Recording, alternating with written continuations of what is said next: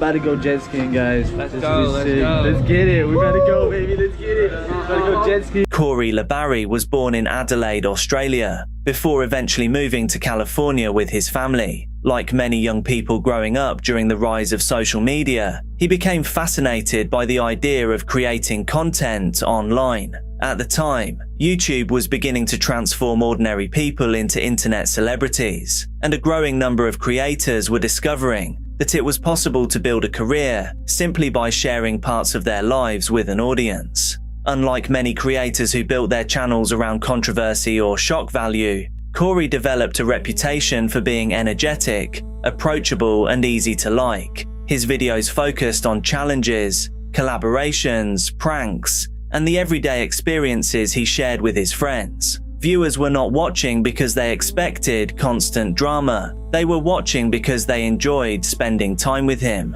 As his audience grew, Corey became increasingly connected with the wider Los Angeles creator community. He regularly collaborated with other influencers and YouTubers, introducing himself to new audiences while strengthening his own. One of the most important relationships in his career was his friendship with Crawford Collins. The pair eventually launched a shared channel called Corey and Crawford, giving viewers another reason to follow both creators and allowing their audiences to grow together. Over time, content creation became far more than a hobby. Corey accumulated hundreds of thousands of subscribers across his projects and generated millions of views. His social media presence continued expanding, and he became a familiar face within a creator scene that was rapidly becoming its own form of entertainment industry. One reason people connected with Corey was because his content felt genuine. The friendships viewers saw on screen appeared authentic because, well, they largely were authentic. Rather than presenting a carefully manufactured online persona, Corey often came across as somebody simply documenting his life and sharing it with an audience. That quality helped him build a loyal fan base and created a level of trust that many creators struggle to achieve. By the beginning of 2020, Corey appeared to be entering an exciting stage of his career. He had established himself within the YouTube community, he had a strong network of friends and collaborators, and he had the kind of momentum that many creators spend years trying to build. From the outside, everything suggested that his future would involve more growth, more opportunities, and more success. Nothing suggested otherwise. Then came May 2020. On May 9th, Corey uploaded a video titled, "Deleting this video in 24 hours, which would later become one of the most discussed uploads of his career. At the time, however, there was nothing particularly unusual about it. The video was designed to promote his birthday plans and encourage viewers to tune into an upcoming live stream. What up, YouTube? Now, I know you see the title, and I'm calling some people out. You got 24 hours to respond, less than 24 hours, and you go home calling out you guys. And if you don't respond, well, nothing happens. But I just want to let you guys know, tomorrow is my birthday. Yes, I am getting old. We might get a little bit drunk, but you know, who knows? Alright, bye. Like countless uploads before it, it was simply another update from a creator sharing his life with an audience. The following day was May 10th, 2020. Corey turned 25 years old. Throughout the day, birthday messages poured in from fans, friends, and fellow creators. Social media posts documented the celebrations, and from the perspective of anyone watching online, it appeared to be a happy and entirely normal day. Corey interacted with followers, shared updates, and enjoyed the kind of milestone birthday that many young adults look forward to. Looking back, one detail stands out more than anything else. Almost every piece of content from that day was focused on the future. Corey spoke about upcoming plans, upcoming streams, and upcoming projects. There was a clear expectation that tomorrow would arrive just like any other day. Nobody involved had any reason to think otherwise. That contrast is one of the reasons this story remains so unsettling years later. When people revisit those videos and social media posts today, they do so with knowledge that Corey never had. Viewers know exactly what is going to happen. Corey does not. Every smile, every joke, and every plan for the future carries a completely different meaning when viewed through the lens of hindsight. As the day continued, Corey spent time with friends and continued celebrating his birthday. Among the people he spent time with was Daniel Silva, a celebrity tattoo artist who had built a substantial following of his own and had gained national attention through his appearance on Ink Master. The two men were part of the same wider creator and influencer community, and there was nothing unusual about them spending time together. As evening approached, celebrations continued across Los Angeles. Social media remained active. Birthday messages continued arriving, and there was little reason for anybody following Corey online to believe that the day would end differently from how it had begun. At some point that evening, Corey became a passenger in a black McLaren 600 LT being driven by Silva. The vehicle was a high-performance sports car capable of extraordinary speeds and represented the kind of luxury purchase often associated with success. Within a matter of hours, however, that same vehicle would become the focus of a police investigation and a story that would dominate headlines across the internet. At approximately 9:39 p.m. on May 10, 2020, everything changed. According to investigators, a black McLaren 600 LT was traveling eastbound on Houston Street in the Los Angeles neighborhood of Valley Village. Authorities later stated that the vehicle was moving at a high rate of speed when the driver lost control. The McLaren left the roadway and struck a stop sign before colliding with a tree. The collision happened in seconds. For the people inside the vehicle, there was no opportunity to post one final update, send one final message, or tell anyone what had happened. One moment, the birthday celebrations were continuing. The next, emergency responders were rushing to the scene. The Los Angeles Fire Department arrived and transported both occupants to a local hospital. At first, very little information was available. People online knew nothing about the collision. Friends were still posting birthday messages. Followers were still interacting with content that had been uploaded earlier in the day. For a short period of time, there were two completely different realities unfolding. One existed online, where everything appeared normal. The other existed in emergency rooms and police reports. Then, the news began to emerge. Reports started circulating that a serious collision had occurred, involving two well-known figures from the Los Angeles creator community. As details slowly became public, the situation became increasingly difficult to process.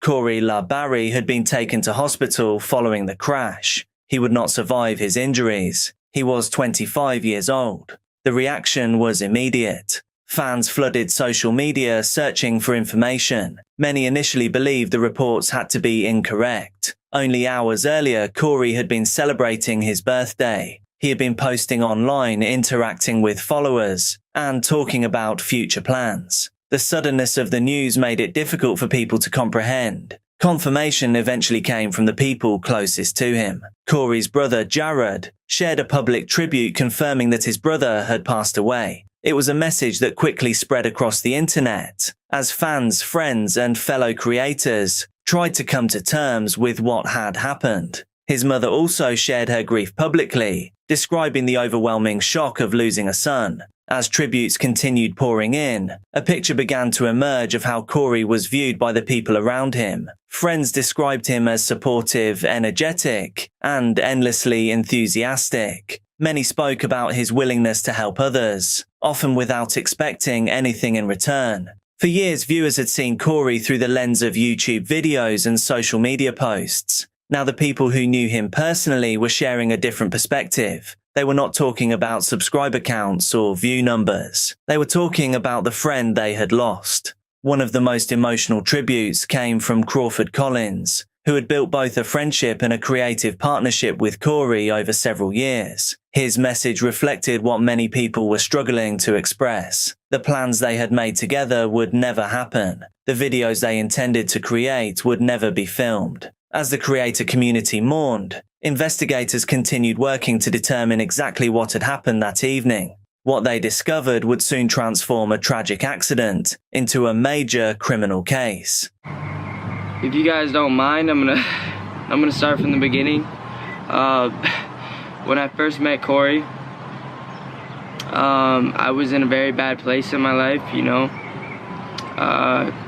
Not only I didn't have very many friends, but I also didn't really know what I was doing career-wise or where I was going in life. And not only did Corey quickly become one of my best friends, well, my best friend, he really introduced me to almost all of my best friends right now, you know, and showed me that, you know, friendship can be more like a family, and really helped me not only find family out here in LA, but, you know, my home away from home, but on top of that, really motivated me and pushed me to, you know, get back into posting, and really gave me a motivation to, you know, get my life back on track. So I really owe everything, or pretty much everything, to Corey. You know, he changed my life in more ways than one, and that was just the type of dude he was. You know, everybody else around him, he's just a connector. He's just such a good dude, always putting himself above everybody else. In the days following the collision, attention quickly shifted from the shock of Corey's passing to the circumstances surrounding the crash itself. Investigators allege that Daniel Silva had been driving the McLaren at a high rate of speed before losing control of the vehicle. Authorities also stated that after the collision, Silva exited the car and attempted to leave the immediate area before being stopped by members of the public who had come to help. That allegation immediately became one of the most discussed aspects of the case. Silva was not an anonymous driver. Like Corey, he had built a substantial audience online. His appearance on Ink Master had made him recognizable to millions of viewers, and he had developed a successful career as a tattoo artist with a large social media following. As a result, the story attracted attention far beyond traditional local news coverage. The case was reported internationally. Millions of people who had never heard of Corey LaBarry before suddenly knew his name. Millions more were already familiar with both men and followed every new development as it emerged. The legal process moved quickly. Authorities arrested Silva, and prosecutors initially pursued a murder charge in connection with the collision. The severity of the charge surprised many observers and immediately sparked debate online. Over the following months, investigators examined evidence, reviewed witness statements, and continued building the case. As the legal proceedings progressed, the situation evolved. The original murder charge was eventually reduced, and Silva later entered a no-contest plea to gross vehicular manslaughter. The outcome represented a significant shift from the original allegations that had dominated headlines immediately after the crash. Silva was ultimately sentenced to county jail time, probation, and community service. A North Hollywood man and high-profile YouTuber is going to jail after a passenger in his car died when it crashed into a tree. The accident killed 25-year-old Corey LaBarry on May 10th in Valley Village. Today, a judge sentenced the driver, 27-year-old Daniel Joseph Silva, to 364 days in jail. Silva pled no contest to a charge of vehicular manslaughter last month. For some people, the sentence felt appropriate given the circumstances of the case. For others, it felt inadequate considering the loss of life involved. The debate continued long after the court proceedings concluded. Years later, Silva publicly addressed the collision in a video of his own. During the statement, he expressed remorse and spoke about Corey as one of his closest friends. He described the lasting impact the tragedy had on his life and acknowledged the pain experienced by Corey's family, friends, and supporters. By that point, however, the legal story had become only one part of a much larger legacy. The question was no longer just what happened on May 10, 2020. The question was how Corey LaBarry would be remembered. In the days following Corey's passing, the response from supporters was enormous. Fans from around the world shared memories, clips, photographs, and messages describing the impact he had made on their lives. For many viewers, Corey had been a familiar part of their routine for years. They had watched him grow as a creator, celebrated his successes, and followed his journey through different stages of his career. The scale of that support quickly became clear. A memorial fundraiser established to assist Corey's family rapidly exceeded its original goal. Donations poured in from supporters, fellow creators, and people who had simply been moved by the story. The response demonstrated just how many lives Corey had managed to touch during a relatively short career. Friends and collaborators continued sharing tributes long after the initial news cycle ended. Many of those tributes focused on the same qualities. They spoke about his generosity. They spoke about his positivity. They spoke about somebody who consistently encouraged the people around him. What stood out was how rarely people discussed numbers. They were not talking about subscribers, views, or social media statistics. They were talking about the person behind those numbers. In many ways, that became the real story. Corey had achieved something that countless aspiring creators spend years chasing. He had built a successful audience, established a career, and become a recognized figure within one of the most competitive industries on the internet. Yet when people remembered him, they rarely started with those achievements. They started with the kind of friend he had been. They started with the way he treated people and the energy he brought into a room. Years later, his YouTube channel remains online. His videos continue to attract views. New viewers still discover his content, while long-time followers occasionally return to revisit moments they remember from years earlier. Among all of those uploads, that one video continues to stand out. Deleting this video in 24 hours. The title was originally intended as a piece of harmless audience engagement. It was designed to create curiosity and encourage viewers to watch before the upload disappeared. Instead, it became something entirely different. The video, however, was never deleted because Corey was gone before he ever had a chance to remove it. It remains online as a snapshot of a creator looking forward to the future without any knowledge of what was about to happen. That is ultimately why this story continues to resonate. This was not a creator whose career collapsed because of scandal. This was not a public downfall fueled by controversy. Corey LaBarry's story is remembered because it feels so sudden. One day he was celebrating a birthday, promoting future content, and planning what came next. Hours later, everything had changed. His story is human to a level that we can all relate to, and that we can all be scared of. For his family, his friends, and the audience that followed him, there was simply a normal day that unexpectedly became the final chapter. And perhaps that is what makes the story so difficult to forget. The last video, the birthday messages, and the plans for the future remain online. They serve as a reminder of a creator whose life appeared to be moving steadily upward, right until the moment that it ended. This is why Corey LaBarry's story remains one of the most haunting tragedies in YouTube history. Don't do this to me. Don't do this to me in front of the camera. Don't do this to me, okay? Just do it how we practiced. A YouTuber sat in front of the camera, casually speaking to his audience, thanking them for supporting his videos, and hinting that he was planning something big for the channel. At the time, the upload barely stood out among the hundreds of anime reviews and low-budget skits he had already posted online. But after what happened days later, people returned to his videos over and over again, trying to figure out whether there had been warning signs hidden in plain sight. Because by the end of that same week, 3 people inside a normal family home in rural Texas would no longer be with us, and investigators would later discover that he was barely even getting started.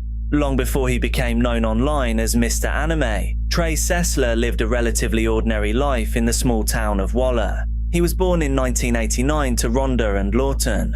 His father worked as a respected elementary school teacher, while his mother worked for a local newspaper. People who knew the family described them as quiet and private. The Sesslers were not known for constant arguments, police visits, or obvious instability. To outsiders, they looked like a fairly normal family living in a small Texas community. Trey also had an older brother named Mark. As a teenager, Trey developed interests that many people online would have considered fairly typical for the late 2000s internet era. things like anime, movies, and the ever-growing world of internet culture. He graduated from Waller High School in 2007 and later attended community college for a short period, though he never completed his studies. Teachers described him as intelligent, but also argumentative and difficult at times. Still, nobody publicly described him as a person to be scared of or concerned about in those years. In 2006, Trey created a YouTube channel called Mr. Anime. At first, the channel mostly featured anime reviews, comedy sketches, fake action scenes, and even some videos filmed with friends. Some clips showed Trey and his brother making low-budget comedic videos involving fake weapons and exaggerated action scenes. It felt very much like early YouTube. Messy and amateur, but at least it felt genuine. And surprisingly, the channel slowly began building an audience. Within certain anime communities online, Trey became relatively well known. Some viewers later claimed he had even inspired other anime reviewers, who eventually became much larger creators themselves. For years, the channel mostly stayed within that niche. But around 2010 and 2011, viewers started noticing changes. The tone of the uploads became stranger, darker, more uncomfortable, and eventually people began wondering whether they were watching someone slowly unravel in real time. As the Mr. Anime channel grew, Trey appeared increasingly invested in the identity he had built online. YouTube was no longer just a hobby. It had become one of the few places where he appeared confident and comfortable. Offline though, things seemed much less stable. Trey struggled to maintain jobs for any length of time. Over the years, he worked temporary positions including delivering pizza, gas station work, campground jobs, grocery stores, and other short-term employment. Family members later suggested he had ongoing mental health struggles for years. Investigators would also later discover prescription medications linked to anxiety and psychiatric treatment inside the home. But online, Trey could still present himself as entertaining, as confident, and as actually being quite funny. But that was not to last. Over time, viewers noticed the videos changing. The fake weapons seen in earlier comedy videos were gradually replaced with real firearms. Instead of simply discussing anime, Trey began showing rifles, ammunition, and tactical equipment directly to the camera. Some uploads became noticeably erratic. In one video, he appeared intoxicated while speaking to viewers. In others, he seemed emotionally detached or exhausted. Fans who had watched him for years later said he no longer seemed like the same person. Around this same period, Trey also became deeply fascinated with mass shootings and serial killers. That obsession would later become one of the most important discoveries in the entire investigation. Police eventually found evidence showing Trey had spent years researching infamous killers, especially the Columbine High School massacre, and this was not casual interest. Investigators discovered that Trey had memorized timelines, attack details, casualty counts, weapons that were used, and tactical decisions connected to multiple mass killings. He even created written ratings, analyzing how effective different murderers had actually been. According to investigators, he studied previous attacks almost like a student reviewing case studies, trying to understand what worked, what failed, and how someone could inflict even greater damage. At the same time, his real-world behavior was becoming increasingly disturbing. Trey later admitted that violent thoughts rarely left his mind for more than a few days at a time. He claimed he had fantasies involving shootings for years. At one point, he even admitted to considering becoming a serial killer before deciding the risk of capture would be too stressful. What makes this especially disturbing is how long this escalation appears to have lasted, without anyone fully understanding where it was actually heading. Because by the time police finally entered the Sessler home in March 2012, investigators would conclude that Trey had already spent years mentally preparing himself for violence. And according to his own confessions, those preparations had already become very real long before he did what he did. By 2011, Trey Sessler was spending long periods isolated inside a property his mother had inherited in nearby Hempstead. According to Trey himself, that isolation became dangerous.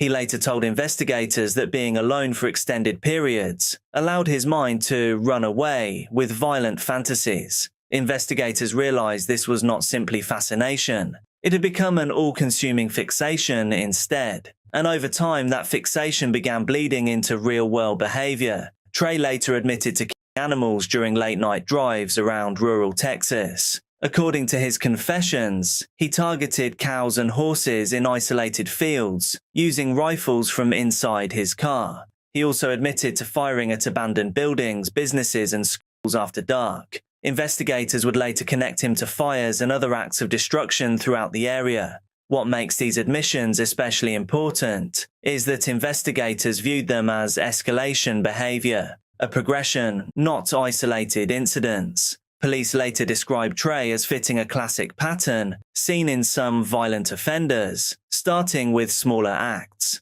Things like property destruction, secretive criminal behavior, then gradually building towards something larger. Meanwhile, Trey himself appeared increasingly paranoid and unstable. He admitted to constantly carrying loaded weapons around his family home. He placed alarms and improvised security measures around the Hempstead property because he feared someone might come after him. At one point, he even rigged a shotgun trap inside the house, before later dismantling it because he was worried his parents might accidentally trigger it. The contradictions in Trey's behavior became impossible to ignore. He repeatedly claimed he loved his family deeply, but at the same time he was fantasizing about violence almost constantly, and people close to him had started noticing something was wrong. According to later interviews, Trey's father and brother had both privately expressed fears that he might eventually harm the family. Even Trey himself admitted he knew he had serious problems. Just days before the events of this video, he sent a text message to his mother asking her to urgently arrange him a psychiatric appointment. But whatever internal collapse had been building for years was now quickly accelerating, and by March 2012, Trey was no longer just imagining violence, he was actively preparing for it. During the night of March 19th, into the early hours of March 20th, everything finally collapsed. According to Trey's later confession, the murders were not planned far in advance in the traditional sense. He claimed the final decision was formed only hours before he carried it out, but investigators also knew he had spent years obsessing over violence, collecting weapons and planning mass casualty scenarios. So even if the exact timing was impulsive, the mindset behind it clearly was not. Sometime after midnight, Trey asked his mother Rhonda to come into the garage with him. Once there, he pulled the trigger multiple times at close range. The loud noises alerted his older brother Mark inside the house. Mark reportedly came out to investigate, confused about the noise he had just heard. Trey then armed himself with another weapon and confronted him. After being hurt, Mark managed to retreat into a bathroom and lock the door, but Trey continued firing through the door before forcing his way inside. Their father, Lawton, had meanwhile been awakened by all of the noise. As he attempted to understand what was happening inside the house, Trey pulled the trigger while aiming at him as well. According to investigators, Trey later returned to each victim again to ensure that their time was definitely over. And after the deed was done, the situation inside the home became even more chaotic. Trey began destroying the property almost room by room. He smashed objects, shot household items, destroyed furniture, knocked over shelves, damaged appliances, and scattered belongings throughout the house. Investigators later described the scene as resembling a war zone. Messages were also written across the walls of the property. Some expressed confusion, others expressed guilt and remorse. One message said, "I love my mom, dad, and brother." Another message said, "Why did I do this?" And another said, "God forgive me because I cannot forgive myself." Those messages would later become some of the most haunting details in the case, because they suggested Trey understood almost immediately that he had permanently destroyed his own life along with his family's. But the violence inside the house still was not over. Investigators later confirmed Trey also then turned on the family pets. At one stage, after destroying large portions of the property, Trey reportedly lay down beside his mother's body in the garage and fell asleep. The murders had taken place over only a relatively short period of time, but by sunrise, an entire family had been erased, and according to police, Trey still intended to continue, because sitting outside the destroyed house was a black Ford Mustang loaded with weapons and ammunition, and investigators would soon conclude that the murders inside the Sessler home may have only been the beginning of a much larger attack. After ending his family, Trey began preparing for the next stage of the plan that investigators believe he had been building toward for years. Police later recovered firearms, including a rifle, along with large amounts of ammunition connected to the planned attack. And according to Trey's later confessions, his intended target was his former place of education, the same place he had graduated from only a few years earlier. Investigators later learned Trey had spent years studying previous similar attacks and imagining different attack scenarios. One alleged plan involved targeting a crowded pep rally. Another involved crashing a vehicle into the building before unleashing his weapons. During questioning, Trey reportedly admitted he wanted to inflict massive devastation and become one of the worst criminals of that type in history. But something changed after the ending of his family. According to Trey, reality finally began breaking through the fantasy. He later claimed that the situation suddenly became too real. For years, this darkness had existed mostly in research, imagination, internet videos, and obsessive planning. But now 3 real people were gone for good, and according to his own statements, that reality caused him to hesitate. Instead of continuing to the planned location, Trey eventually drove to a friend's house in Magnolia, Texas. Meanwhile, concern had already started to grow back in Waller. Relatives had become unable to contact the family and requested an immediate welfare check. When officers arrived at the house later that day, they entered the property and discovered the bodies. An arrest warrant was quickly issued for Trey. Police also immediately realized there could be a wider threat. Authorities feared he was heavily armed and possibly preparing further violence. Places of education throughout the district increased security, while investigators attempted to determine whether a larger attack was still possible. Later that evening, Trey was located and arrested without incident at a friend's house in Magnolia. Investigators from the FBI, Texas Rangers, and local law enforcement quickly began searching multiple locations that were connected to him. Inside those searches, they discovered weapons, ammunition, writings, computers, and evidence of years of violent fantasies and planning. And perhaps most disturbingly of all, investigators became increasingly convinced that a much larger attack may only have been hours away from happening. After his arrest, Trey confessed to everything during multiple interviews with investigators. At times he cried while describing what he had done, but investigators also noticed how casually he could discuss mass casualty events and other terrible things after years of studying them obsessively. During one interview, Trey began reciting detailed information about Columbine from memory with disturbing accuracy before investigators eventually stopped him. Police also uncovered years of escalating behavior hidden behind the Mr. Anime persona. Fires, shooting at buildings, insane fantasies, and detailed plans for attacks. Investigators concluded that the murders had not emerged from nowhere. The warning signs had existed for years. Of course, online the reaction was immediate. Within the anime YouTube community, many viewers initially refused to believe the story was real. Some believed Trey had been framed. Others convinced themselves he was protecting somebody else. But as details continued emerging, denial became impossible. Multiple creators uploaded videos discussing the case, while viewers returned to Trey's old uploads searching for missed warning signs. And in hindsight, many people believed they could now see the deterioration happening in real time. What makes this case especially disturbing is how ordinary parts of Trey's life initially appeared. He had friends, creative hobbies, a supportive family, an online audience, plans for the future. But over years of isolation, obsession, substance misuse, untamed fantasy, and untreated instability, something inside him gradually collapsed. And by the time reality finally broke through that fantasy world, 3 people were already gone, forever. Trace Sessler was eventually sentenced to life in prison without parole. The court concluded he remained a danger to both himself and others. As of today, he remains incarcerated in Texas. This case is probably a sign for all of us to get away from screens and out into nature.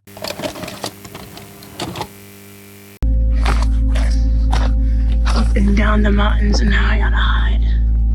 Because maybe it's a kidnapper. In the final hours of October 17th, 2024, Elliot Eastman was still online. He was thousands of miles from the small town in Vermont where his life began. He was sitting inside his home in Cebuco, a coastal municipality in the southern Philippines. To his viewers, this was supposed to be another glimpse into his unusual new life. But by then, Elliot no longer sounded like someone simply chasing adventure. He sounded tired and he sounded unsure. And when someone asked if he was enjoying life in the Philippines, his answer was not simple. He said there were parts he liked and there were parts he didn't. You see, by then, for months, Elliot had been telling people that the place he lived was dangerous. He had called it the red zone. He had spoken about threats. He had said his life was at risk. And still, for some reason, he stayed. Just a short time after that final live stream, 4 armed men arrived at his home. It's rare to find a case that is so well documented by the victim. So let's dissect Elliot's brutal downfall piece by piece and delve into the disturbing evidence together. Here we go. By the way, this is Dark Case, and you can call me Jack. I'm realising every time I go to the forest, my nose is super blocked up. I just can't do anything about my allergies, no matter how many things I try, so I can only apologise. I just want to thank everyone in the Dark Case family, every single one of you for being here. It means really, honestly, so much. And I know that I do always say that, but I'm being genuine. Thank you so much for still showing up. Now for today's silly little question. Do you have any allergies? Because I'm allergic to just being outside. I'm almost certain of it. Just quickly make sure that you're subscribed and all notifications are turned on. But now it's farewell from Forest Jack and back to Studio Jack. Let's get on with the video. Elliot O'Neill Eastman was 26 years old and he came from Hinesburg, Vermont, a quiet town far removed from the place where his name would later appear in international reports. He graduated from Champlain Valley Union High School all the way back in 2016. I can't actually believe that is a decade ago. Years before the abduction, he'd already started building an online presence. His YouTube channel began in 2015, and over time it became a record of his life, his travels, and his search for something outside the life he knew. Elliot appeared restless, like he wanted a different kind of life. He wanted experiences that did not look like the same streets, the same lake, and the same familiar feeling of home. That search eventually took him to the Philippines. More specifically, it took him to Cebuco in Zamboanga del Norte. A lot of people move to different countries, but Cebuco was not a normal tourist destination. It was not like Manila or Cebu. It was not one of the safer expat areas that foreigners usually choose when relocating to the Philippines. Cebuco sits in a region with a long history of security problems, including armed groups, criminal networks, poverty, and past kidnappings. Foreign governments had warned travelers because of risks including crime, civil unrest, and abduction. So from the beginning, Elliot's move was unusual, and it placed him inside a known risk zone. But Elliot did not go there only for content. He had met a local woman named Carisha Jala, and their relationship became one of the anchors of his life in the Philippines. They married in a traditional Muslim ceremony, and Elliot converted to Islam for the occasion.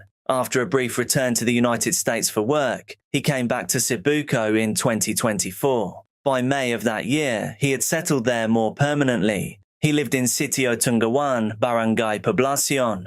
He filmed his daily routine. He showed the shoreline, the local community, his home, and the slower pace of life. To viewers, it could look peaceful, but peace and safety are not the same thing.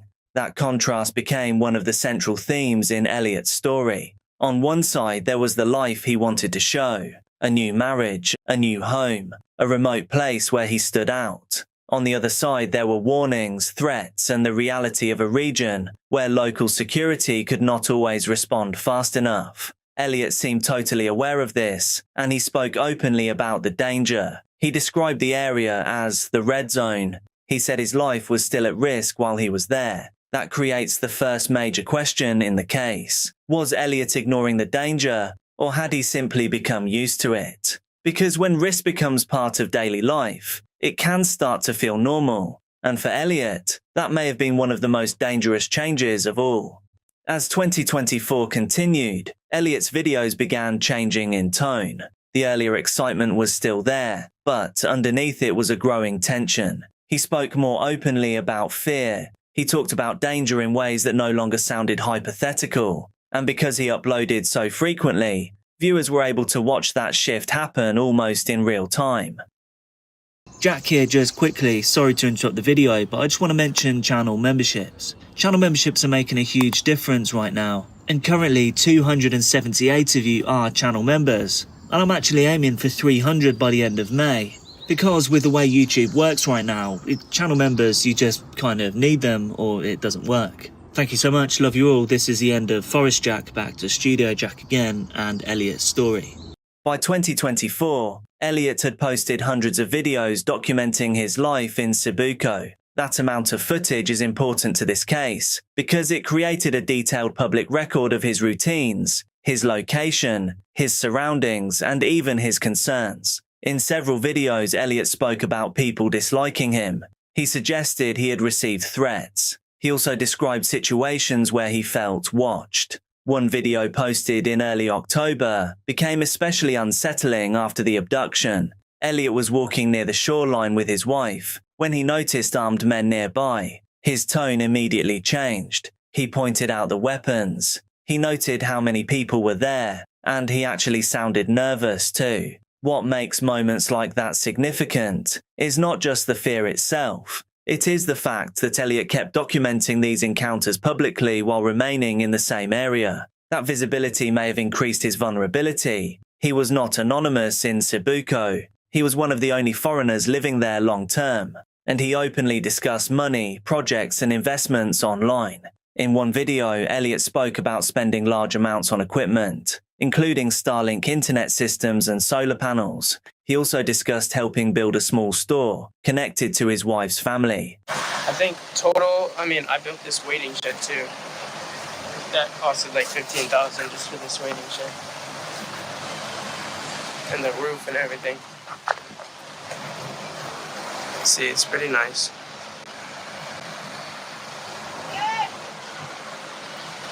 I spent 15,000 pesos alone just on this waiting shed, I'm pretty sure.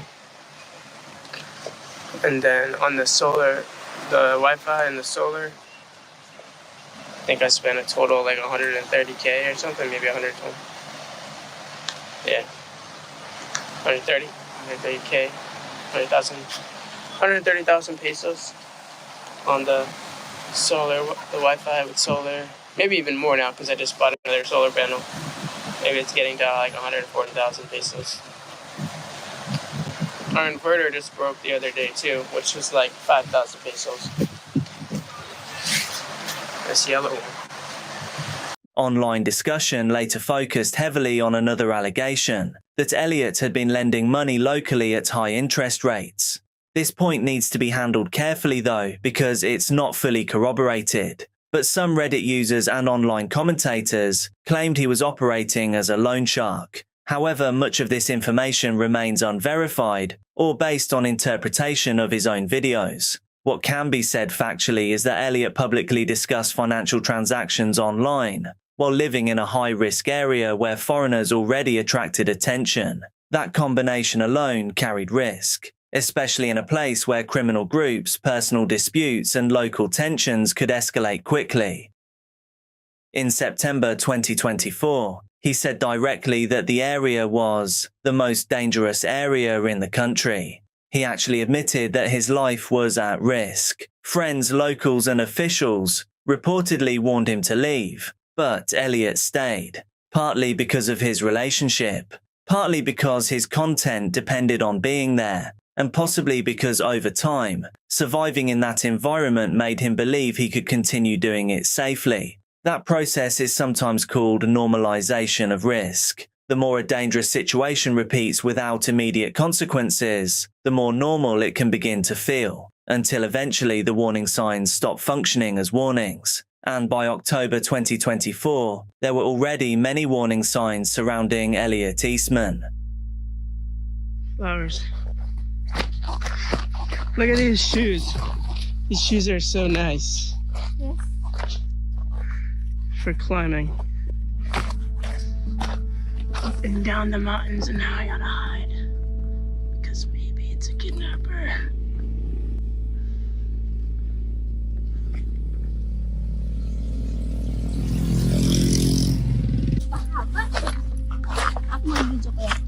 Okay. I'll go first. Yeah, no. Kidnappers.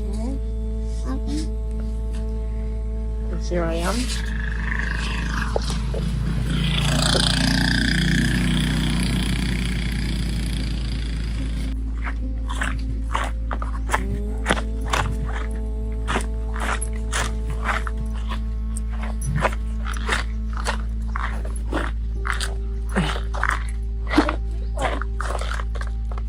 What? No. I wonder what they're doing. Maybe they're spearfishing. They're spearfishing. I think these people are spearfishing. Looks like the guy had a gun. What are they, spearfishing? Are they spearfishing? Huh? Maybe, right?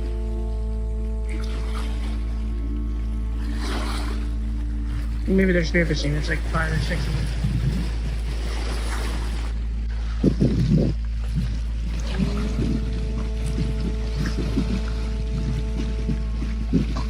And they're looking at us, or at me. They're like, they're interested.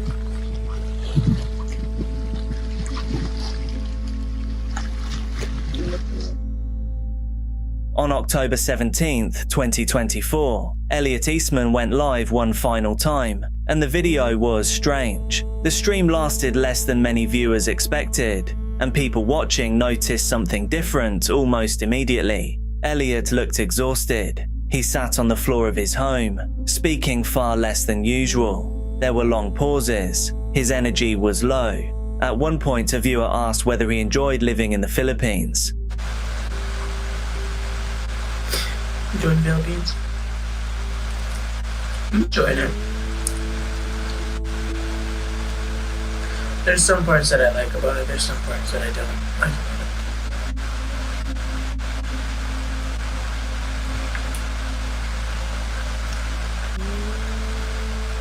What don't I like about it?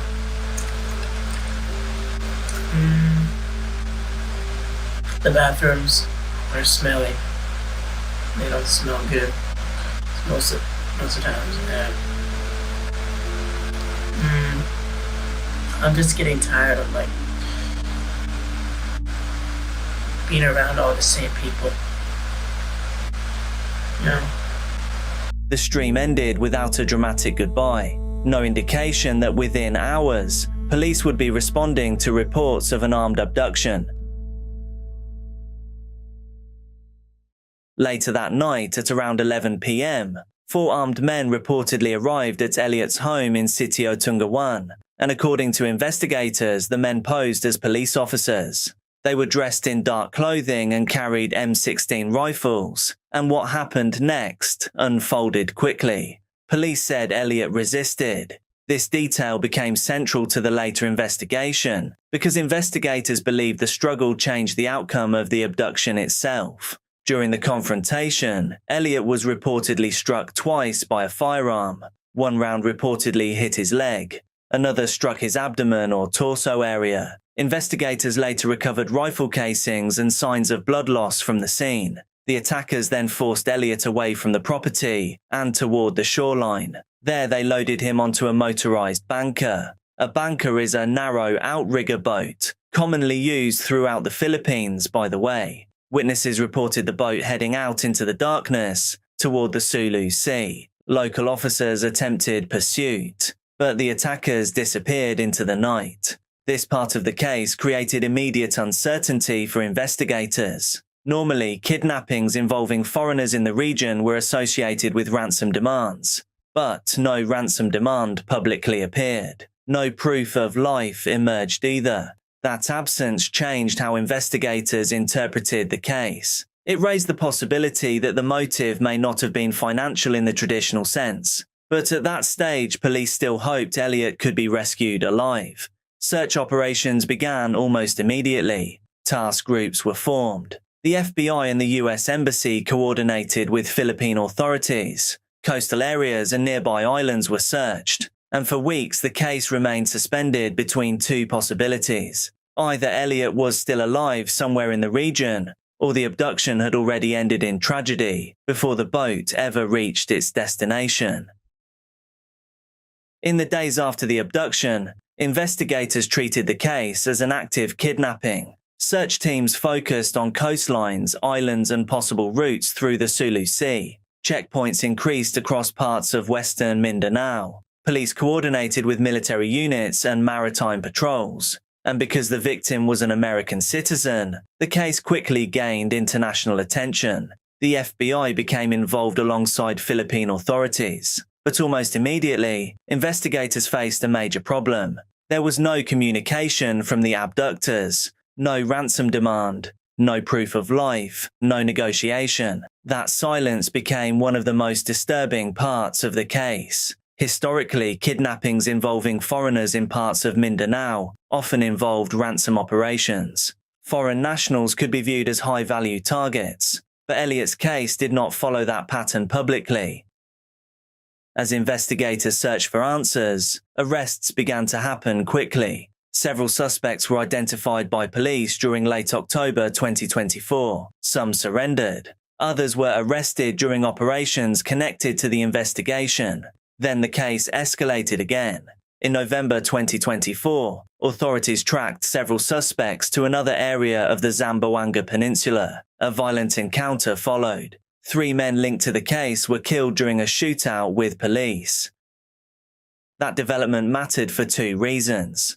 First, it suggested investigators were closing in on the network involved. But second, it also meant potential information about Elliot's whereabouts may have died with them. Then came the breakthrough that shifted the entire direction of the investigation. In December 2024, police said they received statements from individuals connected to the suspects. According to investigators, one account came from a relative, another came from a captured participant in the abduction itself. The statements described what police believe happened after Elliot was taken onto the boat. According to those accounts, Elliot's injuries became fatal while the kidnappers held him on the boat. Police believed he passed from the loss of vital fluids caused by the attack with the M16. The suspects allegedly panicked, and according to the statements, they disposed of Elliot's body in the sea. That revelation fundamentally changed the case. Search efforts shifted from rescue to recovery, and on December 5, 2024, Philippine police publicly stated that they were constrained to believe Elliot Eastman had died. But there was still one major complication. No body had been recovered. Without remains, investigators could not provide definitive forensic confirmation. No autopsy could be performed.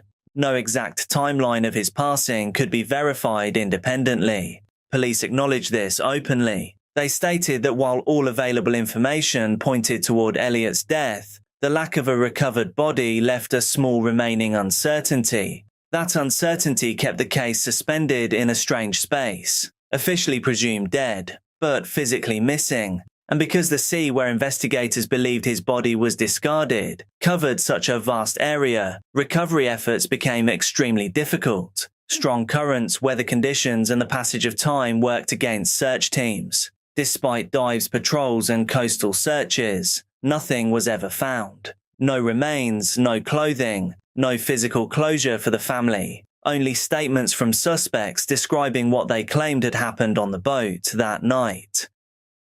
Even after the arrests, one major question remained unresolved. Why was Elliot Eastman targeted? Police identified suspects and authorities then arrested the alleged mastermind in January 2025. But the motive itself remained unclear, and into that uncertainty came speculation. Online discussions exploded after the case gained international attention, especially on Reddit and expat forums focused on the Philippines. Some people believed the abduction was financially motivated. Others believed it was personal. Some theorized that Elliot's visibility online made him a target. Others pointed toward local resentment, territorial tensions, or conflict connected to money lending. But much of this remained speculation, and separating fact from theory became increasingly difficult. What is confirmed is that Elliot openly documented nearly every aspect of his life online. His routines, his location, his projects, his fears, his finances, and his frustrations.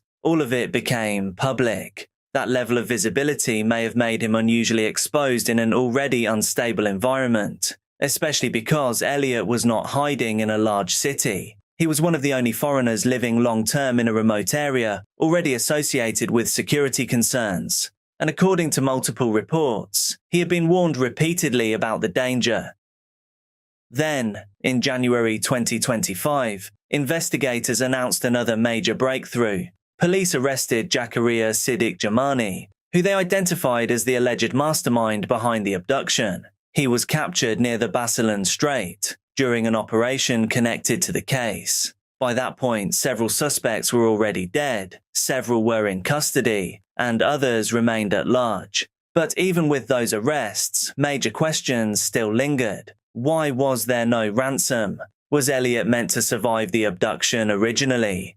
Did the resistance during the confrontation change the outcome entirely? Or was the operation always intended to end violently? Investigators never fully answered those questions, and because Elliot's body was never recovered, some uncertainty continues to surround the final moments of the case. Today, Elliot's YouTube channel still exists online. Hundreds of videos remain available, and watching them now feels very different than when they were first uploaded. At the time, they looked like travel videos from a man building an unusual life abroad.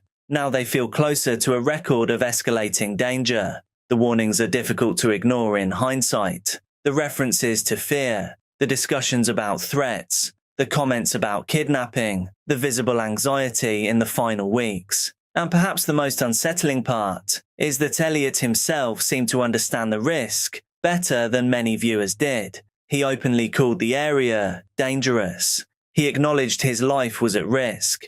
But over time, the danger appears to have become part of normal life. That may be the central tragedy of this case. Not simply that Elliot entered a dangerous place, but that he slowly adapted to the danger around him until leaving no longer seemed necessary. And in the final hours before the abduction, sitting quietly during his last live stream, it almost felt as though that reality had finally caught up with him.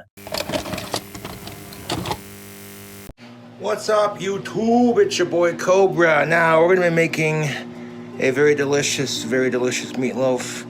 On August 21st, 2025, something unusual happened on the internet. People who had spent years arguing with each other suddenly agreed on something. Something felt wrong. For more than a decade, Joshua Saunders had uploaded videos with remarkable consistency. Whether he was discussing music, making a wand, experimenting with food, talking about relationships, or simply sharing his thoughts with a camera, there was usually another video coming. His life had become so heavily documented that thousands of strangers had developed a routine around checking in on him. Then the upload stopped. At first, few people panicked. Long-term viewers had seen gaps before, but as the silence stretched on, concern began spreading across the communities that had followed him for years. Rumors started circulating. Nobody knew exactly what was happening, but many people feared the same thing. Soon afterwards, confirmation arrived. Joshua Saunders, known online as King Cobra JFS, had been found unresponsive at his home in Casper, Wyoming. He was 34 years old. How and why did he end up here?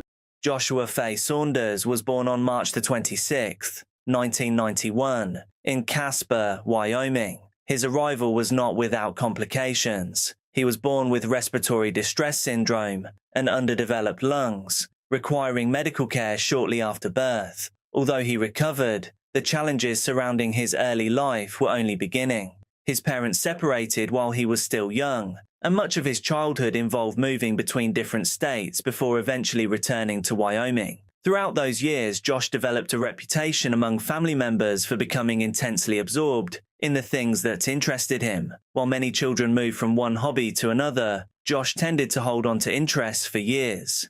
Some of those interests would remain with him for the rest of his life. He loved heavy metal music. He loved fantasy. He loved reptiles, particularly king cobras. He loved thunderstorms. He loved stories involving magic and supernatural forces. Most importantly, he became fascinated with Ozzy Osbourne.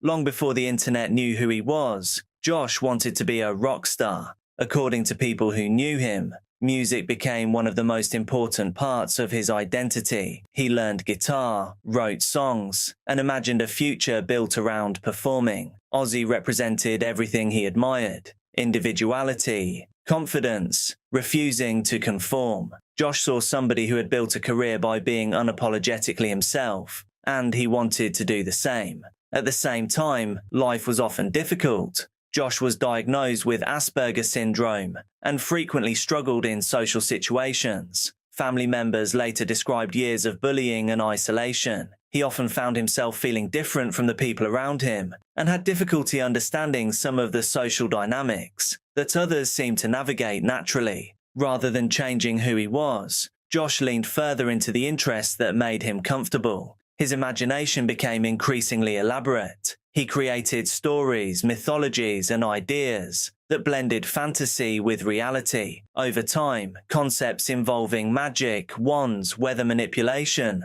and supernatural abilities became recurring themes in his life. To outsiders, these ideas often seemed unusual. To Josh, they were simply part of how he viewed the world. What made him stand out was not just his imagination, but his refusal to abandon it as he grew older. Many people eventually leave childhood interests behind in pursuit of normality, but Josh never seemed particularly interested in that. That stubborn independence would become one of the defining characteristics of his life. It helped him develop a strong sense of identity, but it also made compromise difficult. He wanted to succeed on his own terms. He wanted people to accept him as he was, rather than as they thought he should be. In many ways, that attitude was admirable. In other ways, it would create problems later. By the time he reached adulthood, the foundations of King Cobra JFS were already firmly in place. The love of heavy metal, the fascination with magic, the dream of becoming a musician, the belief that being different was not something to apologize for. What he lacked was an audience. That changed when he discovered YouTube. For the first time in his life, Josh found a place where he could present himself exactly as he wanted to be seen. No teachers, classmates, or strict employers. Just a camera and a connection to the internet. Neither Josh nor anyone watching could have predicted where that decision would eventually lead. So got the hamburger, black pepper, garlic, regular salt, tomato, banana peppers, mayonnaise, peanut butter, and grape jelly. It's a crazy sandwich and it's crazy good. And I got some yogurt here to go with it, so it's a burger with yogurt, basically. I just splooged all over my face. So that crazy burger and some crazily good for you yogurt. It's my supper right here, so that was a pretty good meal and a lot healthier than, yeah, because tomato, the banana pepper, the hamburgers, just raw meats, you know. The bread's got the wheats, the yogurt's got a bit of protein in it, and the bread's, you know, is vegetable. So this had a little bit of everything in it, minus the fish, which should be in the dairy, actually. So yeah, so this pretty much the fish goes in protein. It's meat. Chris, do you have to correct me every video I make? Why the would you think that fish is a dairy product? Does it come out of a cow? It contains protein like milk. Milk's a dairy product. Milk, cheese, all that is dairy. Peanuts go into proteins, which meat. Maybe it was a slip of the tongue. It happens.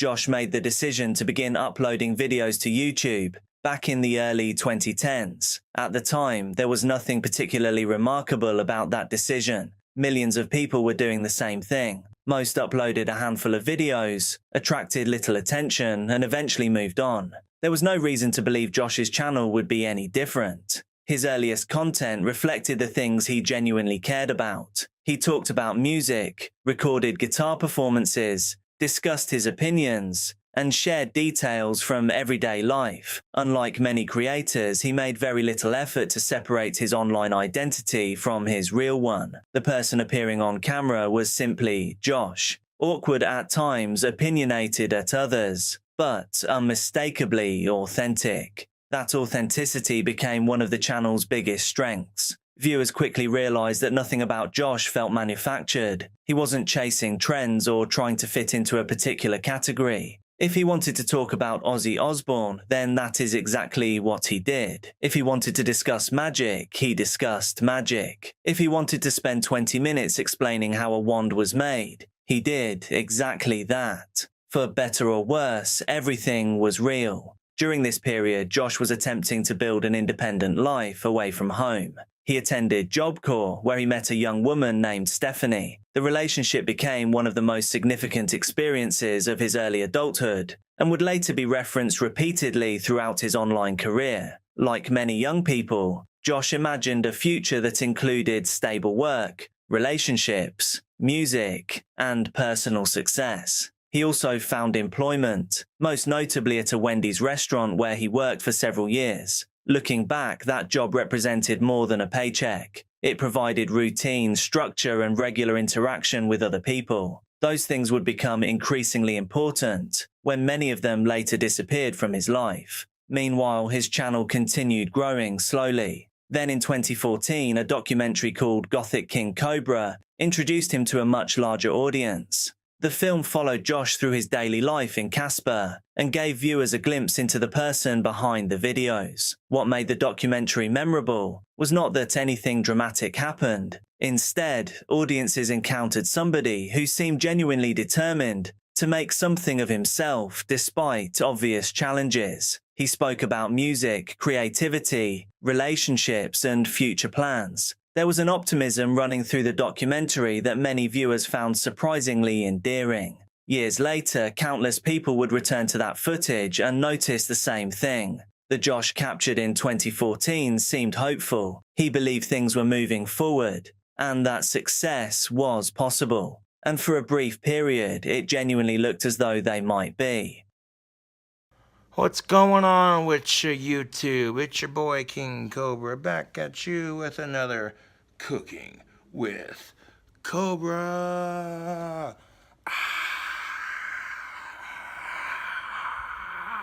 Most internet celebrities become known for doing something exceptionally well. Some are musicians, some are comedians. Others are athletes, educators, or commentators. Josh's rise was different. People rarely watch because he possessed an extraordinary talent. They watch because he was impossible to predict. One day he might upload a guitar performance. The next day he might discuss dating advice, review fast food, demonstrate wand making, or explain one of his theories about magic. There was no formula, no content strategy, no clear attempt to optimize what worked and remove what didn't. The result was a channel that felt strangely unpredictable. Over time, viewers became invested not in individual videos but in Josh himself. His audience grew steadily throughout the mid and late 2010s. Handmade wands became one of the most recognizable parts of his online identity. Inspired by his fascination with fantasy and magic, the wands provided something many creators struggle to achieve, a way of turning personal creativity into income.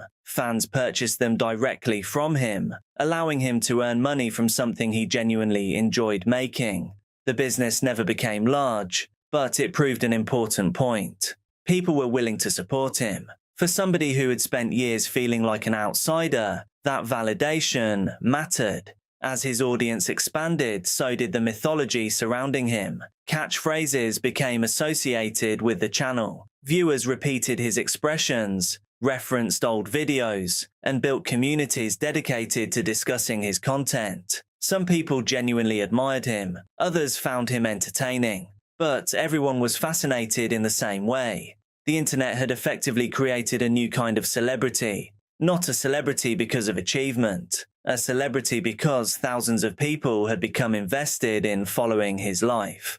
Josh was known far beyond his own channel. Commentary videos discussed him, archive channels documented him, entire communities formed around analyzing developments in his life. What had begun as a small YouTube channel had evolved into something much larger. For a while that attention seemed largely positive. The audience was growing, the wand business was operating, music remained part of his life. He had achieved a level of recognition that would have seemed impossible only a few years earlier. But attention rarely remained simple for long. The larger the audience became, the more it began attracting people who were not interested in supporting him at all. Some watched because they wanted him to succeed. Others watched because they wanted to see him fail. The distinction would become increasingly important as the years passed. What had once been an audience was slowly becoming something else, and before long the consequences would begin extending far beyond YouTube. One of the reasons Josh became so compelling to watch was also one of the reasons his life became increasingly difficult. He rarely hid anything. Most online creators establish boundaries between themselves and their audience. They choose what to share, what to keep private, and how much access strangers are allowed to have to their lives. Josh approached things differently. He filmed inside his home, discussed his personal struggles openly, shared details about his relationships, finances, ambitions, and frustrations, and often interacted directly with viewers. Over time, people learned an extraordinary amount about him. Unfortunately, not everyone used that information responsibly. As the audience surrounding King Cobra JFS grew, so did the number of people who wanted to influence events, rather than simply observe them. What began as criticism and jokes gradually evolved into something more intrusive. Trolls contacted businesses connected to Josh. Unwanted items were sent to his home. People attempted to provoke reactions both online and in real life. Entire communities developed around documenting and discussing every development in his life. The situation became particularly concerning in 2019, when Josh became the victim of a swatting incident. During a live stream, police arrived after receiving a false emergency report. Officers believed they were responding to a serious situation before discovering that the report had been fabricated.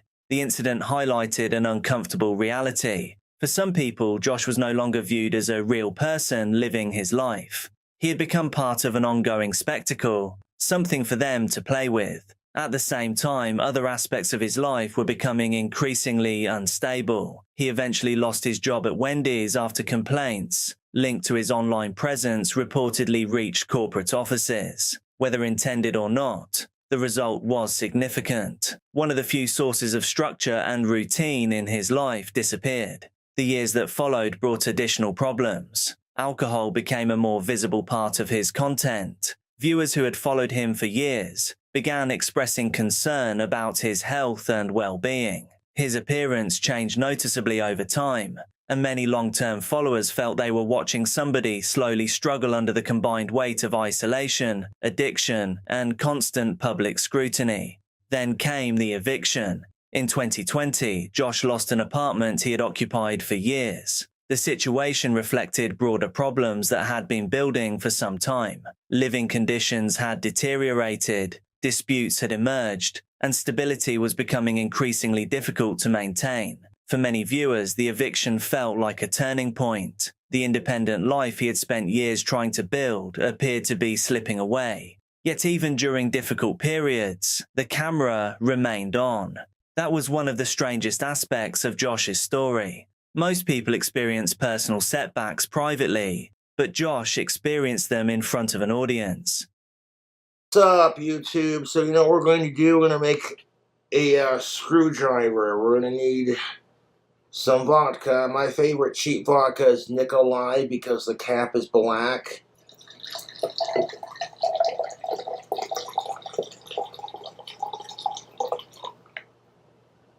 Let's pour a little extra for Ozzy. There we go. A little extra for the Oz man. The final chapter of Josh's life unfolded very differently from the hopeful period captured in the Gothic King Cobra documentary. By this point, many of the things that had once provided structure were gone. Stable employment had disappeared. Housing problems had become recurring issues. Concerns about alcohol were increasingly common among viewers. The distance between the ambitious young man who dreamed of becoming a rock star and the person appearing in newer videos seemed to grow larger with each passing year. A particularly turbulent period began when a woman named Jessica Boyle entered his life. Their relationship quickly became one of the most discussed topics within his online community. Like many aspects of Josh's life, it unfolded publicly and attracted enormous attention from supporters, critics, and trolls alike. The relationship ultimately coincided with further instability and additional housing difficulties. Eventually, Josh moved into a trailer with assistance from his father. The move solved an immediate problem by providing somewhere to live, but it also marked a new stage of isolation. Many of his final videos were recorded almost entirely within that environment. The wider world appeared less frequently. More and more of his life seemed confined to a small living space, and the audience watching through a screen. For viewers who had followed him for years, the change was difficult to ignore. At the same time, 2025 brought several personal losses. People close to Josh passed away, and those around him reported that he was deeply affected by those events. The death of Ozzy Osbourne, his lifelong musical hero, reportedly hit him particularly hard. For someone whose identity had been shaped so heavily by Ozzy's music and attitude, it represented the loss of one of the few constants that had existed throughout his life. Another major setback arrived when reports emerged that his YouTube channel had been terminated. After spending more than a decade building an audience and documenting his life, losing the channel that had defined so much of his adult existence was a significant blow. By this point, concern among viewers had become increasingly common. People debated the causes. Some blamed alcohol, others pointed to years of harassment, some focused on isolation, while others saw a combination of factors gradually converging. Regardless of where people placed responsibility, many could see that something was wrong. Then, on August 21st, 2025, the story came to an end. Josh was found unresponsive at his home in Casper. He was 34 years old. The reaction that followed was unlike anything his audience had experienced before. Fans shared memories. Old clips resurfaced. People revisited videos they had not watched in years. Even individuals who had spent years criticizing or mocking him found themselves reflecting on the fact that a real person had been at the center of the story all along. I watched Josh's celebration of life video that was uploaded by his father, and even though I hadn't followed Josh's channel or story very closely, his dad's words brought me to tears. Josh was an aspiring musician who never became a rock star, although members of his community did help him to record and release several records. Technically, they might not be the best, but they capture exactly what Josh wanted, and he was proud of them. In Josh, we saw a creator who achieved a strange form of fame without ever becoming mainstream. A man who spent years sharing his life with strangers, only for in part, some of those people contributing to his downfall and demise. What remains undeniable is that Josh left an impression few internet personalities ever managed to achieve. Millions of people encountered his story. Thousands followed it closely. And long after his upload stopped, people are still talking about him. You won't find many people as truly interesting as Josh. Behind the memes, the catchphrases, the wands, and the mythology was a person who wanted to be accepted exactly as he was. Anyways, thank you for watching my Taco Bell video. I'll catch you later. On March 31st, 2026, a Japanese YouTuber made a post that seemed like just another dark online joke. It seems that the average lifespan for alcohol dependency is around 50 years old. Have I already passed the halfway mark? At the time, most people didn't think too deeply about the comment, because that kind of humor had become completely normal on her account over the last few years. By that point, her entire online identity had slowly become built around chaotic humor, heavy drinking, emotional oversharing, and a kind of strangely comforting self-destruction that many viewers found painfully relatable. She regularly joked about blacking out after drinking too much, ruining her health, making bad decisions, and struggling to control her habits. But for hundreds of thousands of viewers, that honesty was exactly what made her feel different from most internet personalities. She did not come across as polished, carefully managed, or corporate, in the way many influencers often can. Instead, she felt exhausted, awkward, emotionally drained, and increasingly honest about how difficult life actually felt. And for many people watching her videos late at night, that exhaustion started feeling deeply familiar. Then just days later, a message suddenly appeared across her social media accounts, announcing that she had passed away unexpectedly.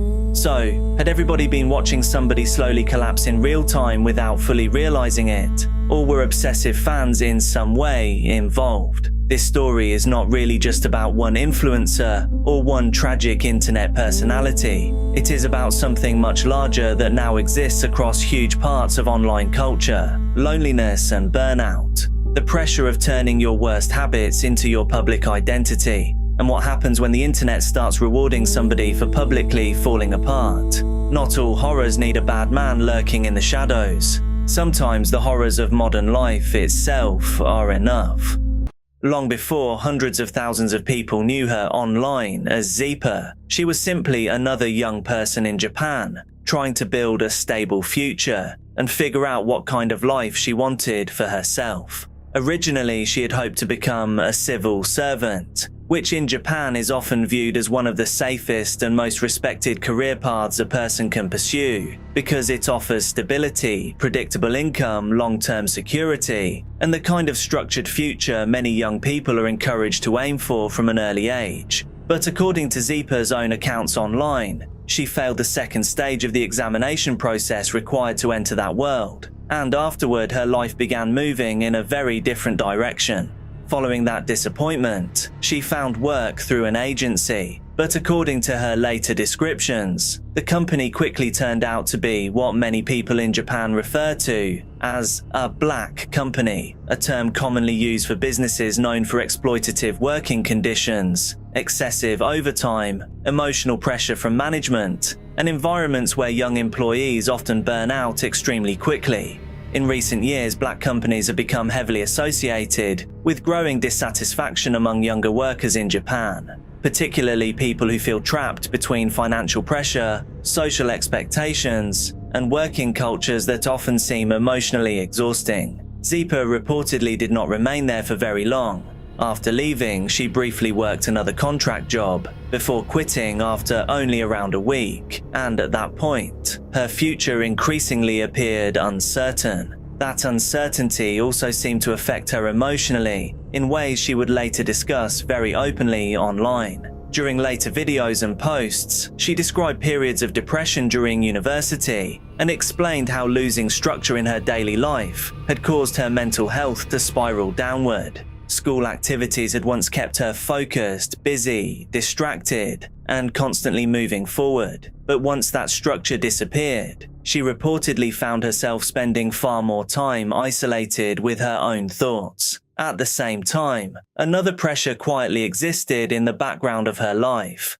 that crushing pressure of comparison. According to Zeepa, she was one of triplets, and while her own future felt increasingly unstable, her siblings appeared to be following far more traditional and successful paths through adulthood. Her sister reportedly worked a normal office job, while her brother became a pilot, and together they represented the kind of stable future that Zeepa herself seemed to feel increasingly disconnected from.